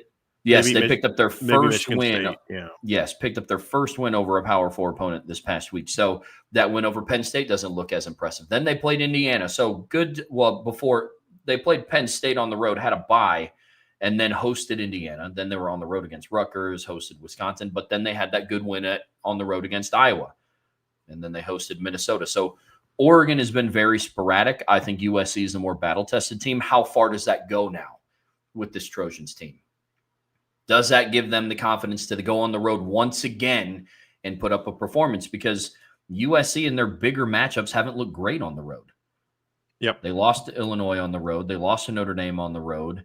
They barely beat Nebraska on the road in a game where it didn't look like either team wanted to win. So it's one of those situations, Brian, of what wins the day? What takes the day in this matchup? It's fascinating. I can't wait to watch this one go down. Well, and for their part, Oregon hasn't looked very good at home in 2 of their last 3 games. Yeah. I mean, they beat Minnesota pretty convincingly, but they did not look very good at home against Wisconsin, and then they lost the previous game before that against Indiana. They got beat. So this is an interesting game. You mentioned the run game. I think that's a very important part. My concern, if I'm a USC fan, is that Lincoln Riley is not going to be willing to stick to the run. This is an Oregon defense that has only given up more than 150 yards rushing once all season. That was all the way back in September against Northwestern. Since then, they held Oregon State to 67. They held Penn State to 139, Indiana to 111, Rutgers to 123, but they got their 123 on 42 carries. They held Wisconsin to 110, Iowa to 101, and Minnesota to 62. This is a very good Oregon rush defense. Not a great Oregon pass defense. It's not bad. It's just not. It's not. I mean, that's where they have a vulnerability. Yeah. The concern I have is when they play games like this. Like if you look at Oregon's pass defense statistically ranks very high, but if you watch the film, it's a pass defense that's good, but it's vulnerable. It hasn't played anybody that really throws the football that great, other than Indiana. And so I think that is going to be a very interesting matchup. Is you can't just go throw the football all day against this Oregon defense. They're vulnerable there, but they're vulnerable if you have balance. If you just let them dominate you with their box and their DBs can play, they can have multiple guys and, like play zone defense, play their man, mix things up a little bit, then USC is going to struggle. Because to your point, they haven't faced a receiving core like this. On the flip side, my concern with USC is you are battle tested, and sometimes battle tested means worn down. And that's my concern with USC is, are they battle tested in that they're ready to go and compete against Oregon and they're not afraid of the moment, the competition, all that, or are they kind of worn out? And last week's game, I think, took a lot out of them. They had a lot of guys needed help off the field. Bitsa Fitzgerald got knocked out of the game. Elijah Page got knocked out of the game. They had several guys not finish that game. Are those guys all going to be back? Are they going to be healthy? Are they going to be, ready to go? Sometimes those bad weather games can take a lot out of you, especially playing a team like Iowa. That's my concern with USC is that if they just kind of hit that wall, what happens to them? And so hopefully that doesn't happen. You just got to get through this game, and next week will be a little bit smoother, with all due respect to UCLA. But that's what's really in front of USC is you've just got to weather that storm for one more week. And in this, hey, look, there's no time change. You're staying in the same time zone, like all those type of things. But, can they go on the road and play well? Trev, you've pointed this out multiple times. This is not a team that does well on the road. And even their most recent road win was an ugly win. They still have lost 2 of their last 3 games on the road, and their one road win was a 4-point road win over Nebraska. So we're gonna have to see. But I think this matchup's gonna be interesting. Can USC run the ball enough to keep Oregon honest? That's gonna be a big key. And can Oregon throw the ball with their banged up receiving core? That's gonna be the other part of the question. Can they protect the quarterback against USC? Fascinating matchup, because neither team right now is 100% health-wise. Neither team is. So who's able to grit it out the most? That's gonna be fascinating to see. Between 2 teams who aren't known for gritting things out. Like that. And it's so weird. This is a Big Ten game. It's kind of like the SEC game between Missouri and Oklahoma. It's like, it's a Big Ten game. Yeah. It's weird. Yeah. But huge implications in this game, Trevor. Huge implications. I mean, it's the Pac-12 title, of the former Pac-12 teams. Who's going to do the best? Whose quarterback steps up and makes the most plays? Whose run defense does the best job? Like, all those things are going to be big factors because Oregon's run game was very inconsistent early, but lately has been a lot better. A lot better. It's been rolling. And the last time I saw USC play a really good rushing offense, it didn't go real well for them. That's the concern for me. Ready for some predictions? I am. This one was interesting to think about, but I'm thinking of the way that this game could go down. And you listed off a lot of the things that I evaluated when making my prediction for this game. Whose quarterback makes the most plays? Who's able to grind it out more? Who's able to do that? Who's the healthiest coming into this matchup? Who's able to establish ground game? And my answer to all of those questions was I have more proof that USC has done those things than Oregon has. And so I have the Trojans winning this one, 31-27, getting the upset on the road, being basically 10-point dogs on the road, heading up to Eugene. Look, Jade Maeva is more of a polarizing quarterback, especially amongst the Notre Dame fan base. I think he's played really well this season. I think he's taken the next step in his evolution. I think being in Lincoln Riley's offense has helped him out. I have more evidence that USC has been able to go and grind out some games like that. With Oregon, with the exception of Wisconsin and Iowa, they've either beaten the brakes out of an opponent or they've lost. I mean, they beat Minnesota 42-13. Penn State, I guess you can call a grinded out game, but they lost to Indiana. They beat the brakes out of Oregon State, Northwestern, Oklahoma State, and Montana State. Whereas with USC, they had a third quarter lead against Notre Dame on the road. They beat the brakes out of Michigan. Argument could be made that if 6 of their defensive players or whoever was out for that game with food poisoning against Illinois, they would have been able to gotten the side. Or USC's offense scored with like a minute left in that game to go up on the road. So, I mean, they grinded it out against Iowa, against Nebraska on the road. And so I have more of an evidence sample size with USC being able to pull away some of those than I do with Oregon. And with Oregon, as much as you talk about USC's grinding out games, are they going to be able to overcome it? Are they worn down? What is the straw that breaks the camel's back with Oregon being able to overcome some of these injuries as well? I think we're going to see that on Saturday. I have USC winning this one by 4, 31-27. Man, I hope you're right. I want you to be right so bad. We actually have the same score. I have 31-27, but I have it for Oregon. I just kind of feel, Trevor, it's not so much that I don't think USC can't grind it out or doesn't have more experience. I just think they're worn out. And I don't know how much juice they have left after the last week, especially that rain game. And just, I mean, you know how it is, man. You play in those type of conditions, it can be hard on your body. It really can. How are they going to feel?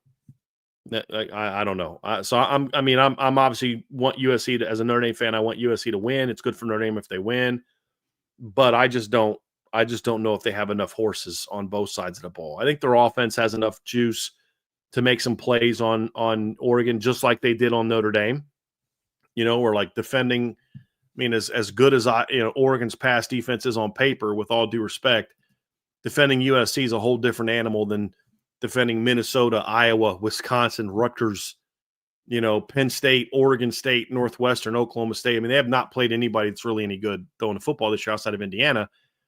And Indiana didn't have a great game against them either, but I don't think Francisco Mendoza played all that well. So, and now this is a place that a lot of these players are going to have experience playing in. They played here 2 years ago, and USC was struggling at the time and battled Oregon. It was a 36-27 game. Oregon was a much better team than USC at the time, but USC battled. That was when USC was in the midst of their just free fall at the end of the 23 season. So it's not like this is a place none of these guys have ever played. It's still a tough place to play, but Oregon hasn't been as dominant at home this year as they've been in the past. So I do think it's going to be a competitive game. I just worry, does Oregon have enough juice? And can Jane Maeva make that big fourth quarter play? And he has played better. I don't disagree with you on that.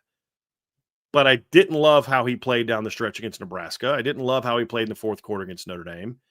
And some of that wasn't his fault. And, last week was really the first time I saw him late in the game just make some big-time throws to take his team over the top against a pretty good defense. And that's kind of the other part of it too, is USC's faced some really good defenses lately. They're not going to be like, my concern with Oregon is with who they've played recently. They've played a bunch of slow plodding teams, where USC, Iowa's a kind of a physical team, but defensively, they're a pretty darn physical football team. That's the only physical defense that really Oregon's faced. But they also had to face Northwestern's physical defense. They had to face Notre Dame's physical defense. Like, their defense is a little bit more battle tested in recent games than I think Oregon's is. Does that help them? Does that hurt them? I don't know. But I got to see Lincoln Riley do it. Honestly, Trevor, I got to see him go on the road and win a big game against a really good team. Sure. Because you and I both don't count Nebraska as a really good team. No. So that's going to be the big thing for him. Can he do it? Well, we're going to find out. Folks, that's going to do it for part 4 of today's show. But don't go anywhere. We are wrapping up today by talking about some conference implications, and it's going to be a really fun conversation. But before we get there, be sure to hit that like button. Make sure you're subscribed to this channel. Whatever streaming platform you listen to us on, we would greatly appreciate a 5-star review. Also, be sure to share us with your friends and family, anybody that you know loves Notre Dame and college football as much as you do. And as always, the best way to support what we do here is subscribe to the premium message boards at boards.irishbreakdown.com. All right, Brian, to wrap up today's show here on the Irish Breakdown podcast, brought to you by our friends over at FanDuel, we are talking about really the conference championship race, and we're talking about 5 different conferences here. We're talking about the ACC, the Big Ten, the Big 12, the SEC, and then the American Conference. And with everything going on in the playoff race, there's so many different, what's the scenario for this team to get in, and what's the tiebreaker for this conference? Or some people just ask the plain and simple question of, hey, who's in contention for this?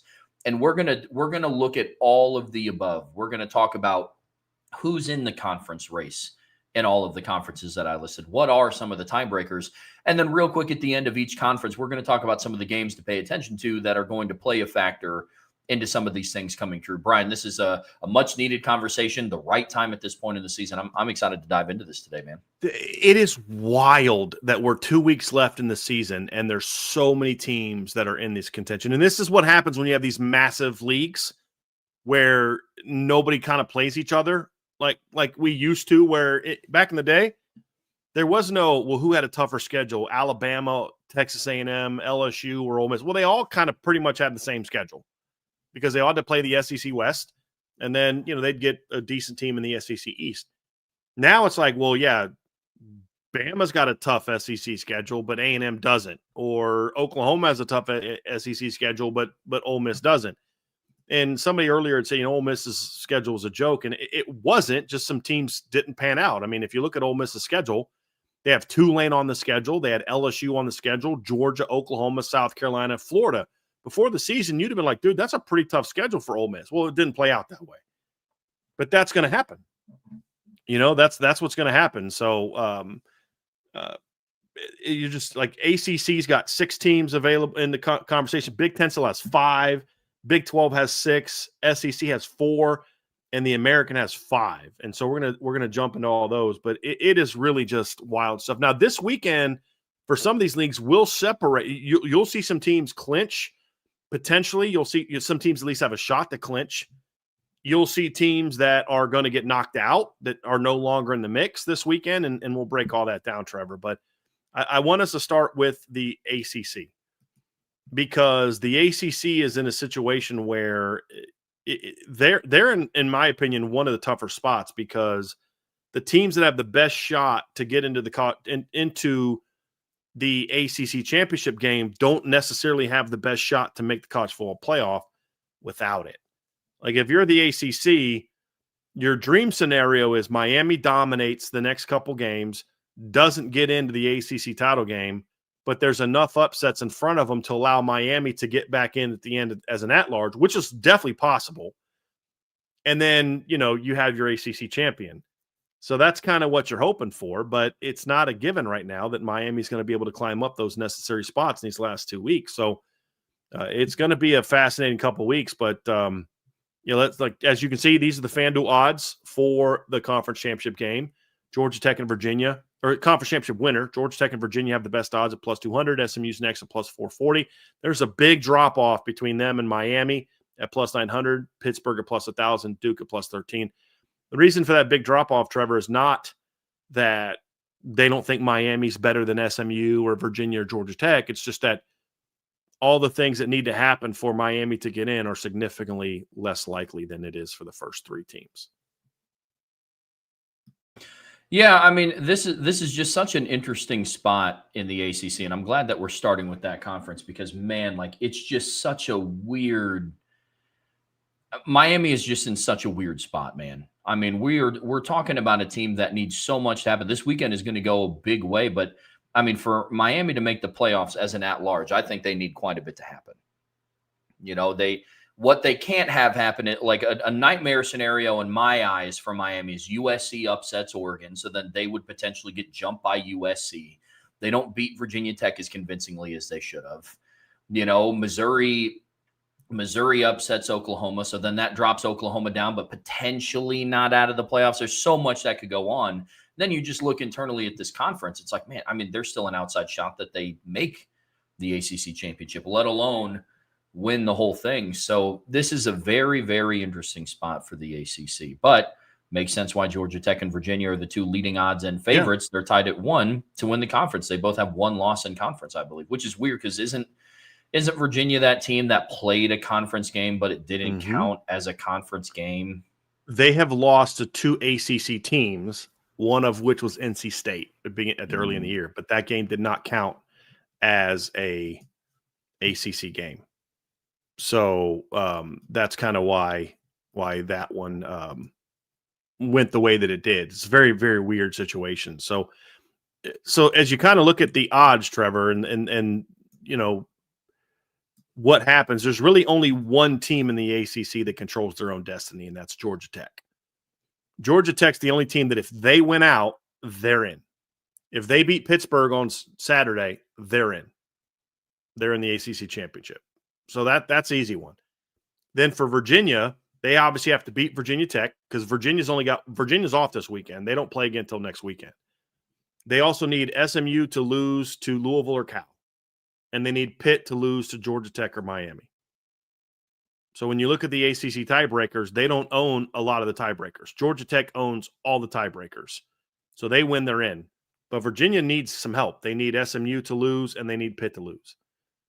For Miami, this is so. Well, let's do Pitt and SMU first because Miami's is a lot trickier. Pitt needs to beat Georgia Tech and Miami, so they got to run the table.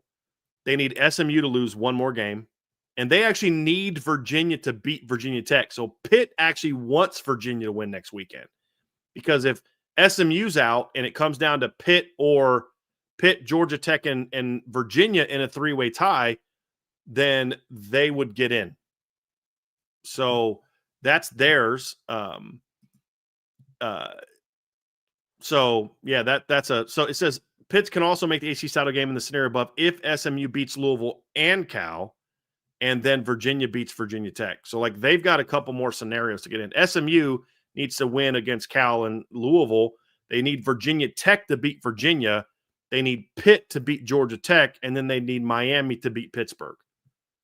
So the way I read it, Trev, is actually I think the 4 best odds as far as needing the most help. So we got the FanDuel odds, and that's projecting who will or won't win games. But for Georgia Tech has the easiest path as far as they need the fewest things to happen.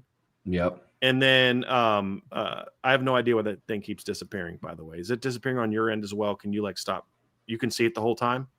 Yeah. The graphic doesn't show. Okay. That's weird. So I've got this graphic up and it keeps disappearing. And it gets a little blurry, but I can still see it. Yeah. Okay. That's weird. Anyway, so Virginia is the team that has the second easiest path. And I actually think Pitt needs the least amount of help.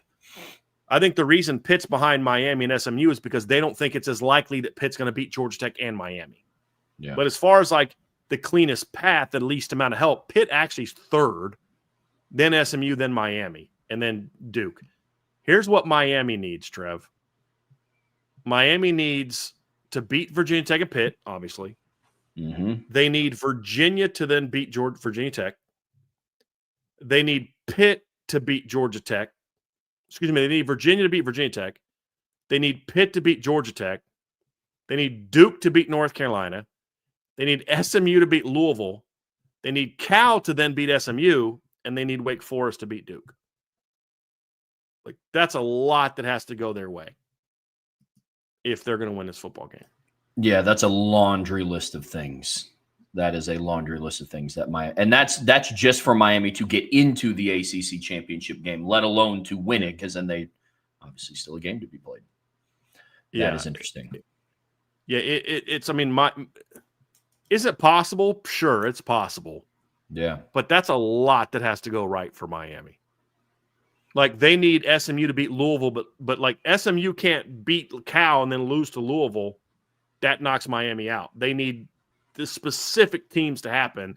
That's just going to make it super hard for them to get into the playoff at this point in time. So for the ACC, if you're going to get two teams, you need Miami to dominate the next 2 weeks. Yeah. And then have some chaos in front of you. That's kind of what you need.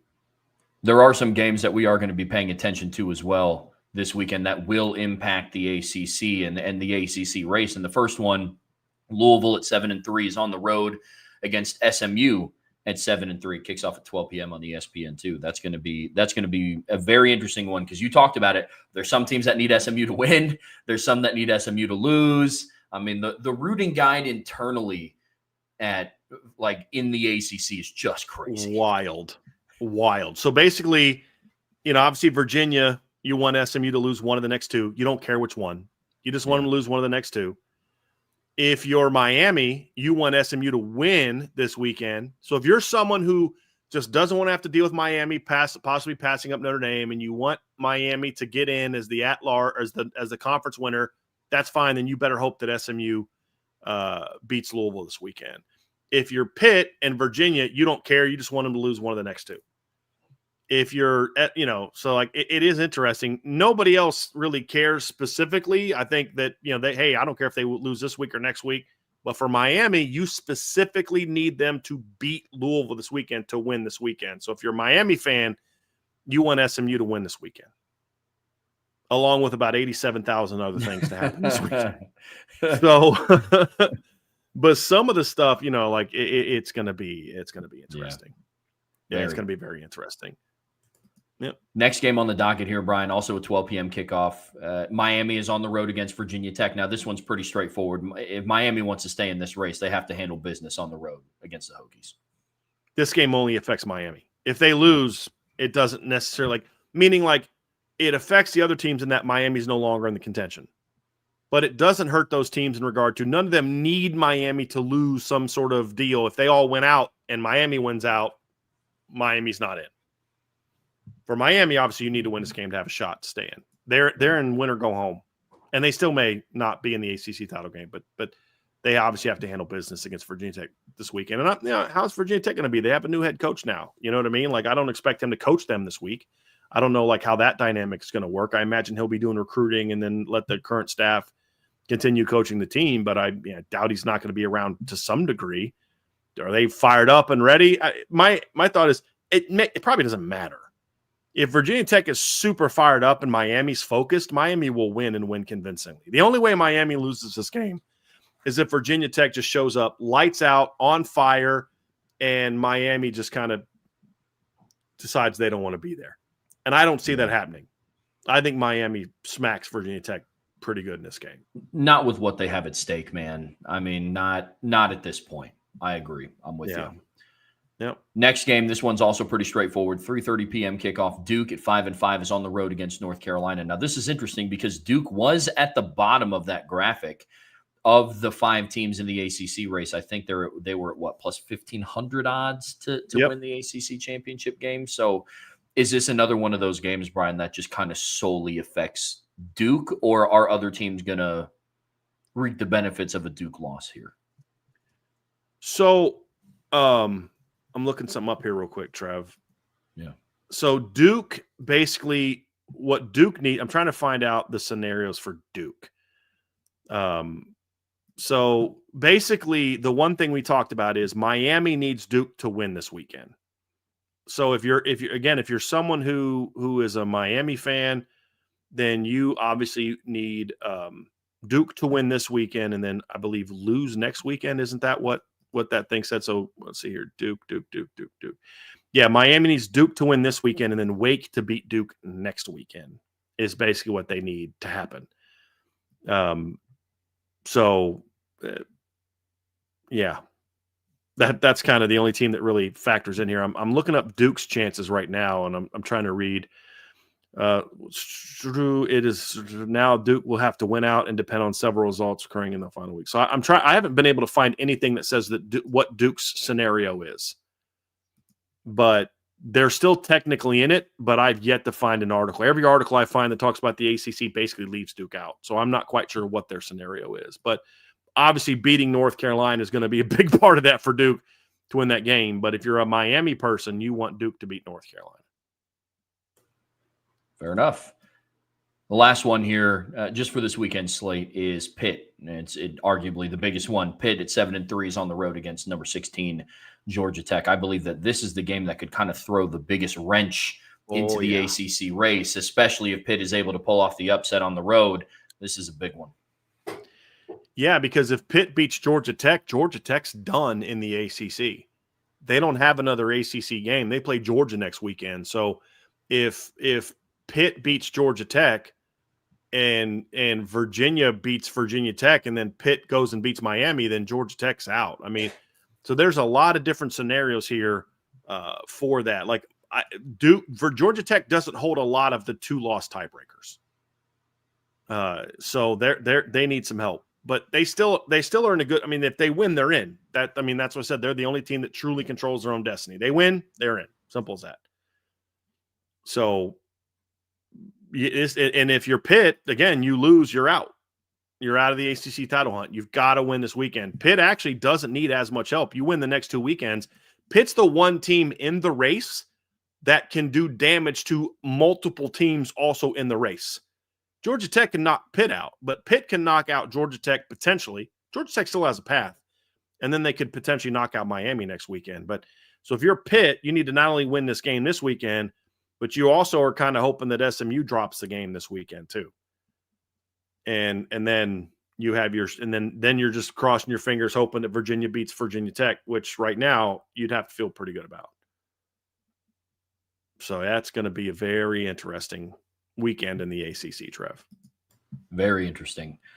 Switch gears. Let's talk about the Big Ten here, Brian. And this one is a little bit more straightforward than what it is in the ACC. Mm-hmm. You know, right now you guys can see it as far as the FanDuel odds. Ohio State, I believe, is one of the only 2 teams within their conferences to have minus odds to actually win it. I think the other one is North Texas, but I'll have to check that. Texas Tech also does.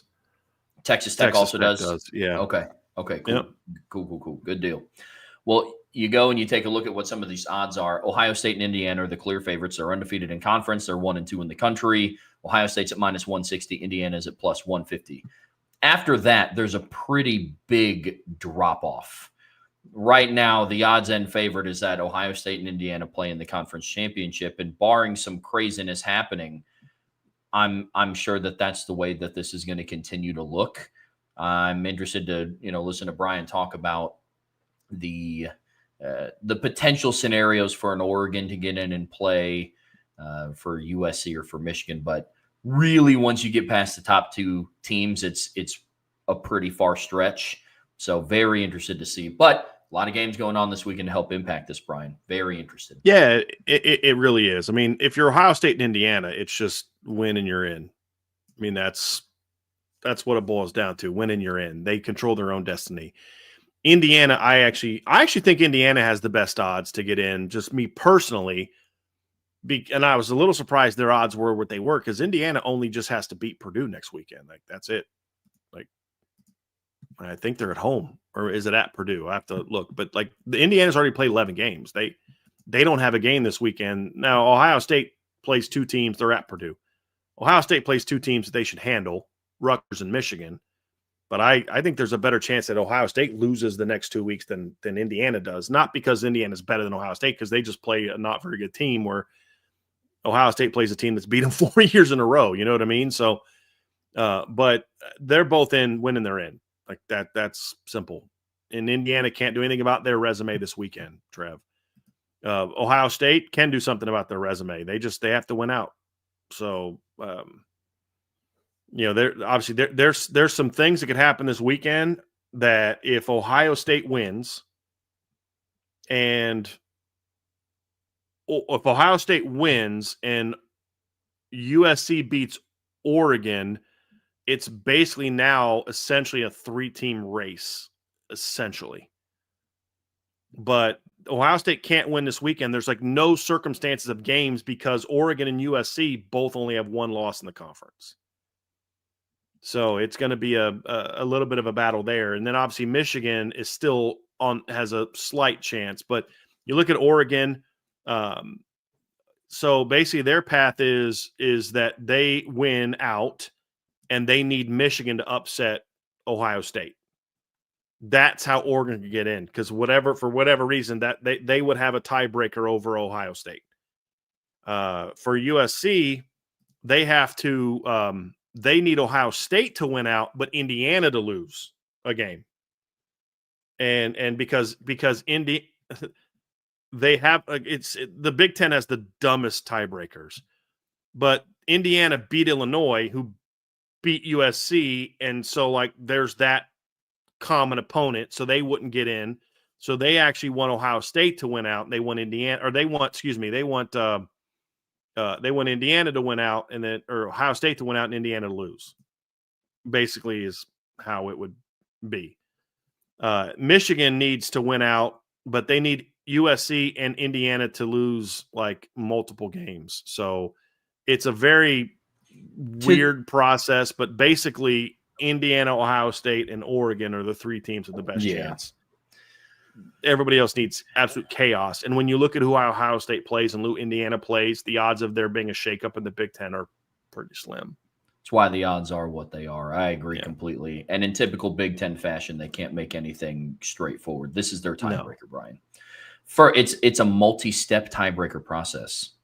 First, they compare the head-to-head record of tied teams, then their record against common conference opponents, and then their record against the highest-ranked common conference opponents. And then if the tie is still unresolved, the next tiebreaker is the best cumulative conference winning percentage of all conference opponents, followed by rankings from different like sport analytic metrics, pretty much. And then finally, it's just a random draw if necessary. If all of those are inconclusive, it's just a whole thing. So basically, moral of the story is, Brian, it's going to be Ohio State and Indiana in the conference championship. Odds are. Yeah. It's like the Big Ten said, what is the most bizarre, ridiculous thing we can come up with and come up for our head-to-head? Yeah. And they said, oh, cool, that works. Now, let's do that. There are, like we mentioned, a handful of games going on this weekend, 3 to be exact, that could impact this conference race. First one is on Fox. Noon kickoff. Rutgers at 5-5 travels to Columbus to play the undefeated Buckeyes, number 1 team in the country. Again, the message is simple. If Ohio State wins out, they're in. Yep. They're in the conference championship. And if Ohio State wins out, there's nothing that anybody else can do. Literally none.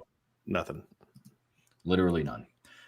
Next one is, again, the biggest game that we talked about, CBS, number 15 USC on the road against number 7 Oregon. This one could shake up stuff behind Indiana and Ohio State. This is really kind of like the battle for third, real in the Big Ten, but absolutely huge matchup. Absolutely huge. It is. I mean, the winner of this game has a shot still has an outside shot to get into the Big Ten title game. And it's not going to be a great one, but you still have a shot. So you're saying there's a chance. Yeah, there's a chance. It's not a great one, but there's a chance that they could get in. But this game is more about positioning yourselves for the third at-large bid. Yeah. There's an outside chance the Big Ten doesn't get a third team in. I know Big Ten people don't want to hear that, but if USC beats Oregon this weekend, there's a legitimate chance that they don't get a third team in the playoff. That's crazy. I didn't even think about that. Wow. Yeah. Because and that's also true if Oregon loses next week to Washington. It's not a given that USC is going to jump all the teams in front of them. Nightmare scenario for the Big Ten is USC upsets Oregon, and then they lose in the Battle of LA, and then Oregon drops back-to-back games against USC and Washington. That would just like I don't know that Oregon stays in if they beat USC and lose to Washington next week. I think that's the best chance. I think if they beat a ranked USC team, then there's at least a chance they stay in the bottom of it if they lose to Washington next week. Sure. I would agree with that. But if they lose to USC and beat Washington, what's their resume looking like? What's a 10-2 resume for Oregon looking like compared to BYU's 11-1? Yeah. Or Utah's 10-2, or USC's 10-2, or USC would give you a third, but Miami being 10-2. Like, what's your resume looking like compared to that? That's going to be tough. They've got to win this game. Definitely a must win. That is for sure. Switch gears. Let's talk some Big 12 football. And this is just real quick. Michigan just has to avoid not getting beat by Maryland to have a shot. But the odds of Michigan making the Big Ten title game are like, because Michigan only has one conference loss so far. Yep. I mean, forget about that. They only have one conference loss, but they need a lot more tiebreakers than the others. Yep, they do. They do. Let's switch over to the Big 12 here, Brian. And there are some other teams in contention with this one. Really at the top, we're talking about Texas Tech, BYU, Utah, Houston, Cincinnati, and then Arizona State, who is now 7-3 on the season, despite losing Sam Leavitt for the year. So this race it's more the ACC than it is the Big Ten in terms of how up for grabs it is. The Big Ten is pretty straightforward, assuming just the two teams at the top win out. But this Texas Tech, the Big 12 is in an interesting spot, I will say. Some of the odds there are very interesting. Yeah. I mean, look, Texas Tech would have to lose, and they only have one game left, and it's against West Virginia. And they're not very good. So, I think this one is one where there's one team can pretty much is in. Yeah. Would we agree with that? Like Texas, the odds of Texas Tech not making it are slim. Although Rich Rod's going to try his best to, sure, shake things up in play spoiler Rich Rod fashion, right? Which and they're capable of it. I mean, they beat Pitt, earlier in the year, so they're a good football team, and I should say they're not a good football team. They're a dangerous football team is the word that I was looking for. They're 4-7. They're not good. They lost last week to Arizona State by 2. They lost to TCU by 6. They lost. They beat Pitt. They beat Houston on the road by 10. But they also got blown out by UCF and blown out by Utah and Kansas. You know what I mean? It's like they're a weird team. But when I look at it, Trev, it's Texas Tech, and then what happens after that? And then BYU is the other team in the league where they control their own destiny. If BYU wins out, they're in. It's simple. They win and they're in. So there's really two teams in the Big 12 that control their own destiny. Everybody else needs help. And so when you look at Utah, this is from an article from Nicholas Rome on Saturday Blitz. Is so the most correct I can find. He says the Utes would first have to win their final 2 games, which is certainly possible against Kansas State and Kansas. The easiest path would then be BYU losing its final 2 games against Cincinnati and UCF, along with Cincinnati losing to TCU, as they'd hold a tiebreaker over Utah if both had losses. Meaning the odds of Utah winning this game, getting into the playoffs, are not great. Even though they have the third best odds, significantly third best odds, but they need a lot of chaos to happen. For Houston, this is what Nicholas writes. He goes, Houston is still alive, but they've played an awful conference schedule, blah, blah, blah. The Cougars would need to run the table to start, which is going to be tough. And then they need Utah, Cincinnati, and Arizona State to each lose once, along with BYU losing twice. Cincinnati, he writes, in order to make the conference championship, Cincinnati would need to win out while needing losses from Arizona State, Houston, and Utah. For Arizona State, They would need Texas Tech to lose to West Virginia because then they'd have a head-to-head tiebreaker there. They also need both Utah and Cincinnati would have to lose again. So they need a decent amount of chaos, including the most unlikely upset of all, which would be West Virginia beating Texas Tech. So I think this one is pretty clear. Unless BYU absolutely falls apart, which I don't see happening. BYU is a good football team. They showed us a little something last week, absolutely smacking TCU, meaning they may lose this weekend at Cincinnati. They're then not going to lose to UCF at home. I don't see that. No, I don't either. Yeah, after you laid it out, this one is also pretty cut and dry of the races. Now, again, like with other conferences, outside chance that other teams could really make a splash, but looking like it's going to be a Texas Tech BYU rematch in the Big 12 championship game. So, yeah, I'm with you there. I have to pull this comment up here, right here. Raymond Harton, after listening to the past 25 minutes of the show, why would Notre Dame ever want to join a conference? Amen. Absolutely correct. So, there's not a lot. It's Texas Tech's in a great position. BYU's in a great position. If there's absolute chaos in the next 2 weeks, Utah, maybe Arizona State have a shot to jump in. Like in the other conferences, there are some games that are going to impact some of these, and there's about 4. The first one is at 4 p.m. Kansas State at 5-5 on the road against number 12 Utah. Could shake some things up in this conference. Yeah, I mean, if you're Utah, you have to shake things up in a lot of ways. I mean, you have to have Utah and BYU avoid upsets. Because if BYU gets upset, maybe Utah sneaks in into the back of the college football playoff rankings. If BYU and Utah both lose regular season games, you're a one-bid league. I mean, because the computers do not love BYU the way they love Utah. So Utah has a shot of sneaking in at 10-2 if some other teams get upset. They lose and they're out. BYU, so you definitely need them to win this weekend if you're the Big 12 as a whole. And then, of course, that's a big one for Utah. And then TCU with Houston, same thing. If Houston's going to stay in, that game's at 4 o'clock on Fox, Trev. Houston needs to win out. They need a lot of help. 8 o'clock, this is the big one. That's number 11 BYU on Fox, 9-1 at Cincinnati. This is an elimination game for potentially Cincinnati, and it's an elimination game for BYU from the at-large conversation. They would then have to get in and beat Texas Tech in the Big 12 to have a shot to get in the playoff at that point in time. That's going to be a big one. Yeah. Yep, absolutely is. And then the last one is number 25 Arizona State at 7-3 on the road against Deion Sanders and Colorado, who are sitting at 3-7 on the season. A loss here for Arizona State just completely eliminates them from Big 12 and boost some other teams who need them to lose. Yeah, certainly. So those are the games to keep an eye on this weekend. Texas Tech is off, so they won't have their chance to clinch this weekend. Actually, they could still clinch if BYU loses this weekend. I believe that puts Texas Tech in. That sounds right.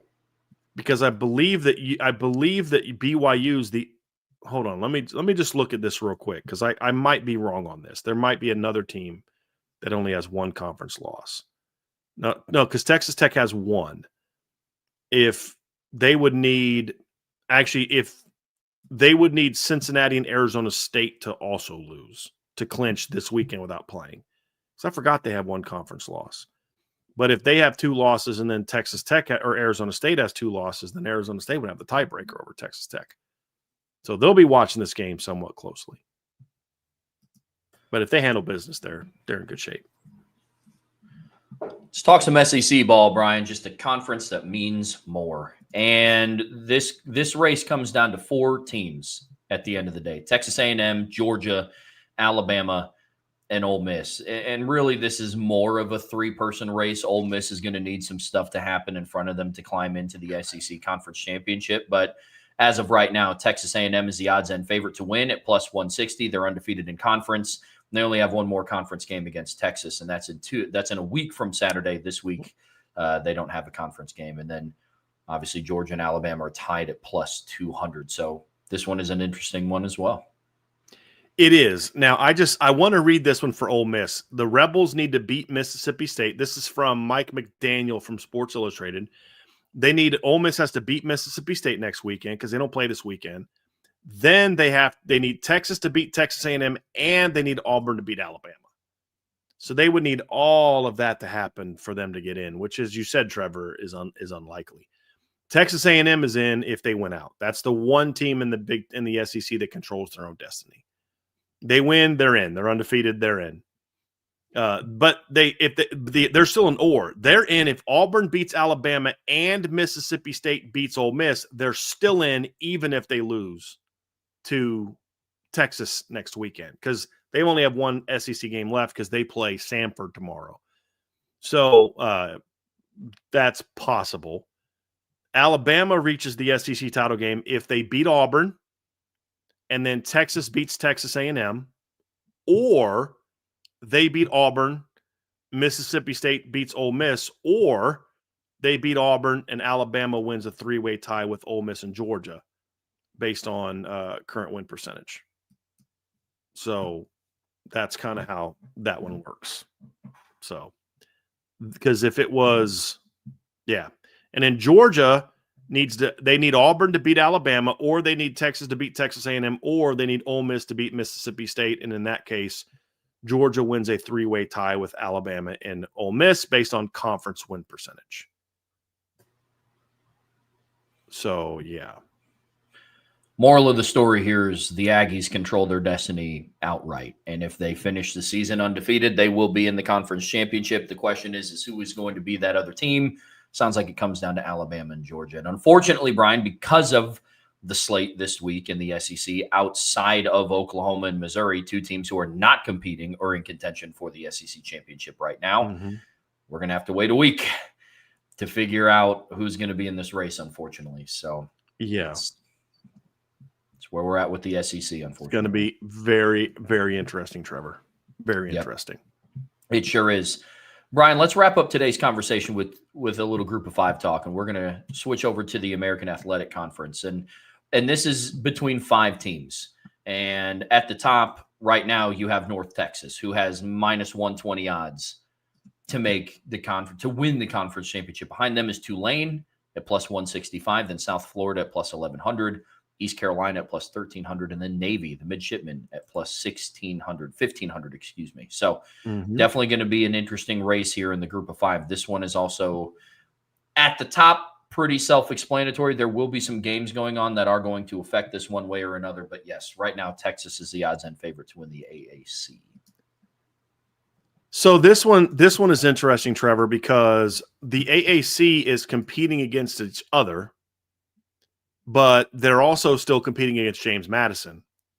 The committee clearly doesn't love James Madison because they have, even though, for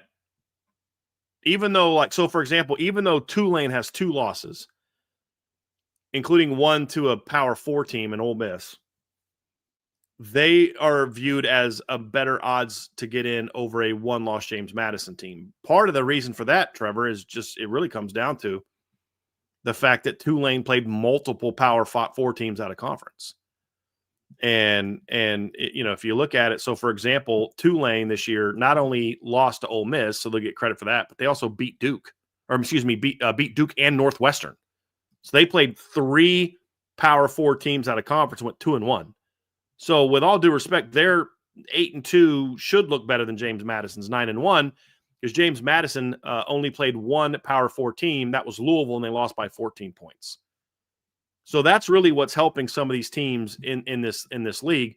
You look at North Texas, for example, and they only played, I think, one Power 4 team, which technically Washington State still counts as a Power 4 team.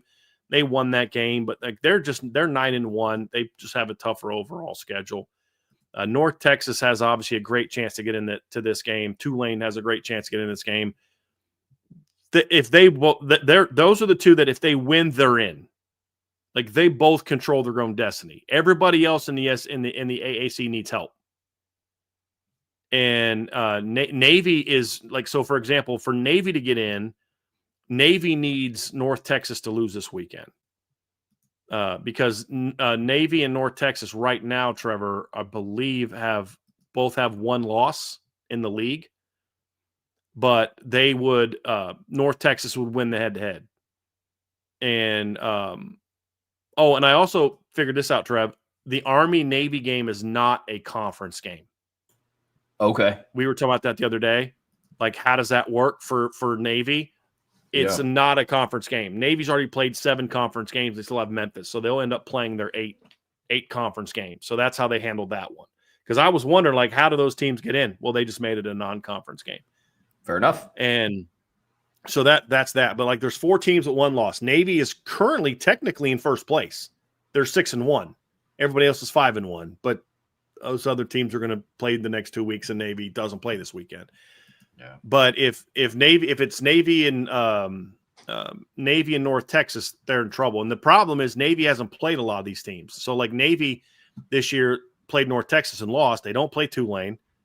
They didn't play East Carolina either, which is going to make this a little bit trickier, Trevor. And I don't know.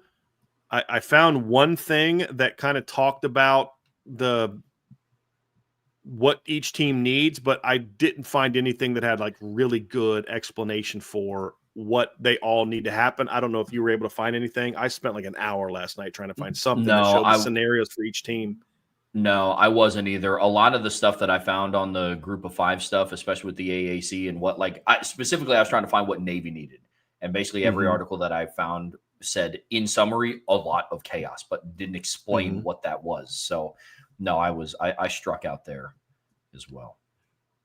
So basically, I mean, right now, if you're Navy, you just basically need everybody, at least 2 of the teams that have 1 loss to get in. I mean, that's basically to make it as easy as possible. Right now, there's 4 1-loss teams in the AAC, and you need to only be 2. So how does that happen? That's kind of what we're going to find out. So North Texas is 9-1, East Carolina is 7-3, but only has 1 loss in their league, and then Tulane only has 1 loss in their league. North Texas, if you look at their schedule, Trevor, this weekend they play at Rice, who's not great this season. Rice is 5-5. They've gotten beat by the good teams in their league. They lost to Navy. They beat Charlotte, Prairie View, A&M, Louisiana. Ironically, they have a win over UConn, who otherwise has been a pretty good team this year. Yeah. And then North Texas's last game is against Temple, who's been a much improved team this year. It is at home. They've been a much improved team this year. Casey Keeler's doing a heck of a job. They're on a 2-game losing streak. They lost to Army last week by a point and then got blasted by East Carolina the week before that. They have Tulane this weekend. And then Temple plays Tulane this weekend. So Temple has 2 cracks at doing damage to a team that Navy needs help with. So if Temple can either knock off Tulane next weekend or this weekend or knock off North Texas next weekend, they will greatly increase the odds that Navy gets in. And then East Carolina needs help as well, but they play at UTSA and at Florida Atlantic. Because the problem is if you get into a 3-way tie, then there's all these different type of scenarios that can play themselves out. And if 2 of those teams go down, then you're golden. Now, of course, Navy needs to beat Memphis next week, which won't be easy.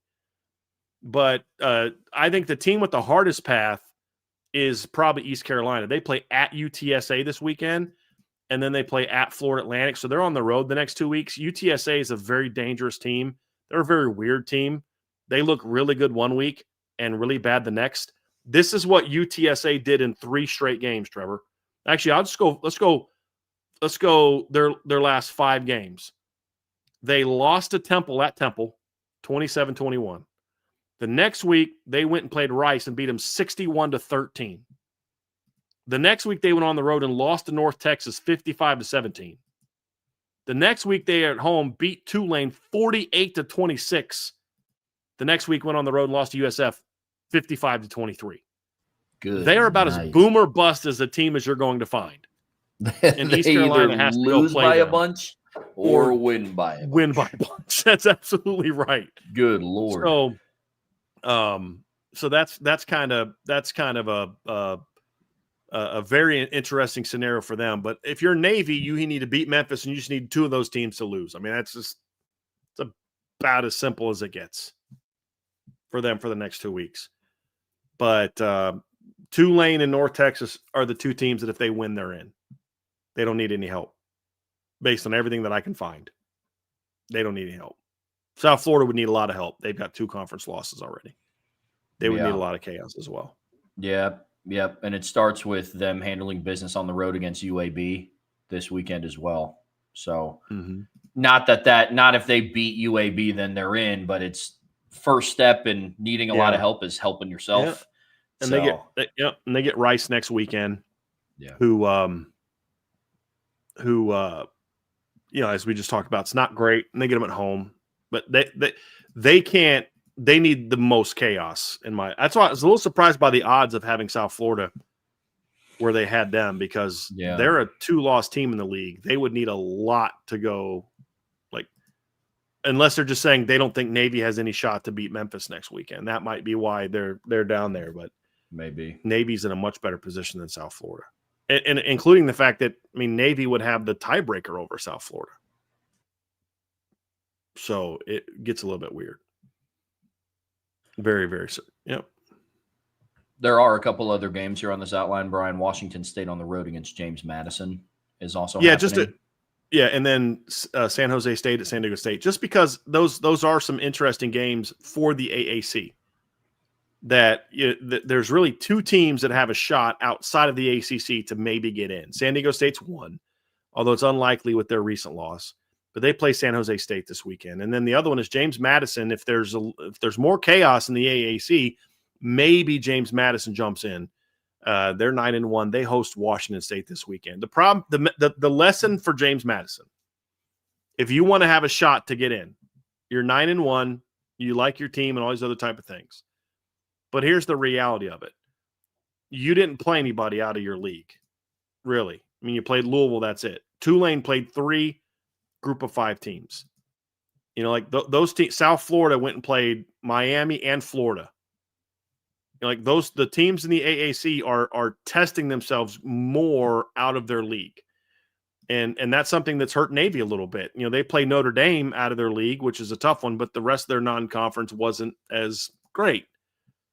But if you want to have a shot to get in, you better be undefeated, or you better play more good teams out of your league, including maybe try scheduling some of the higher level AAC teams.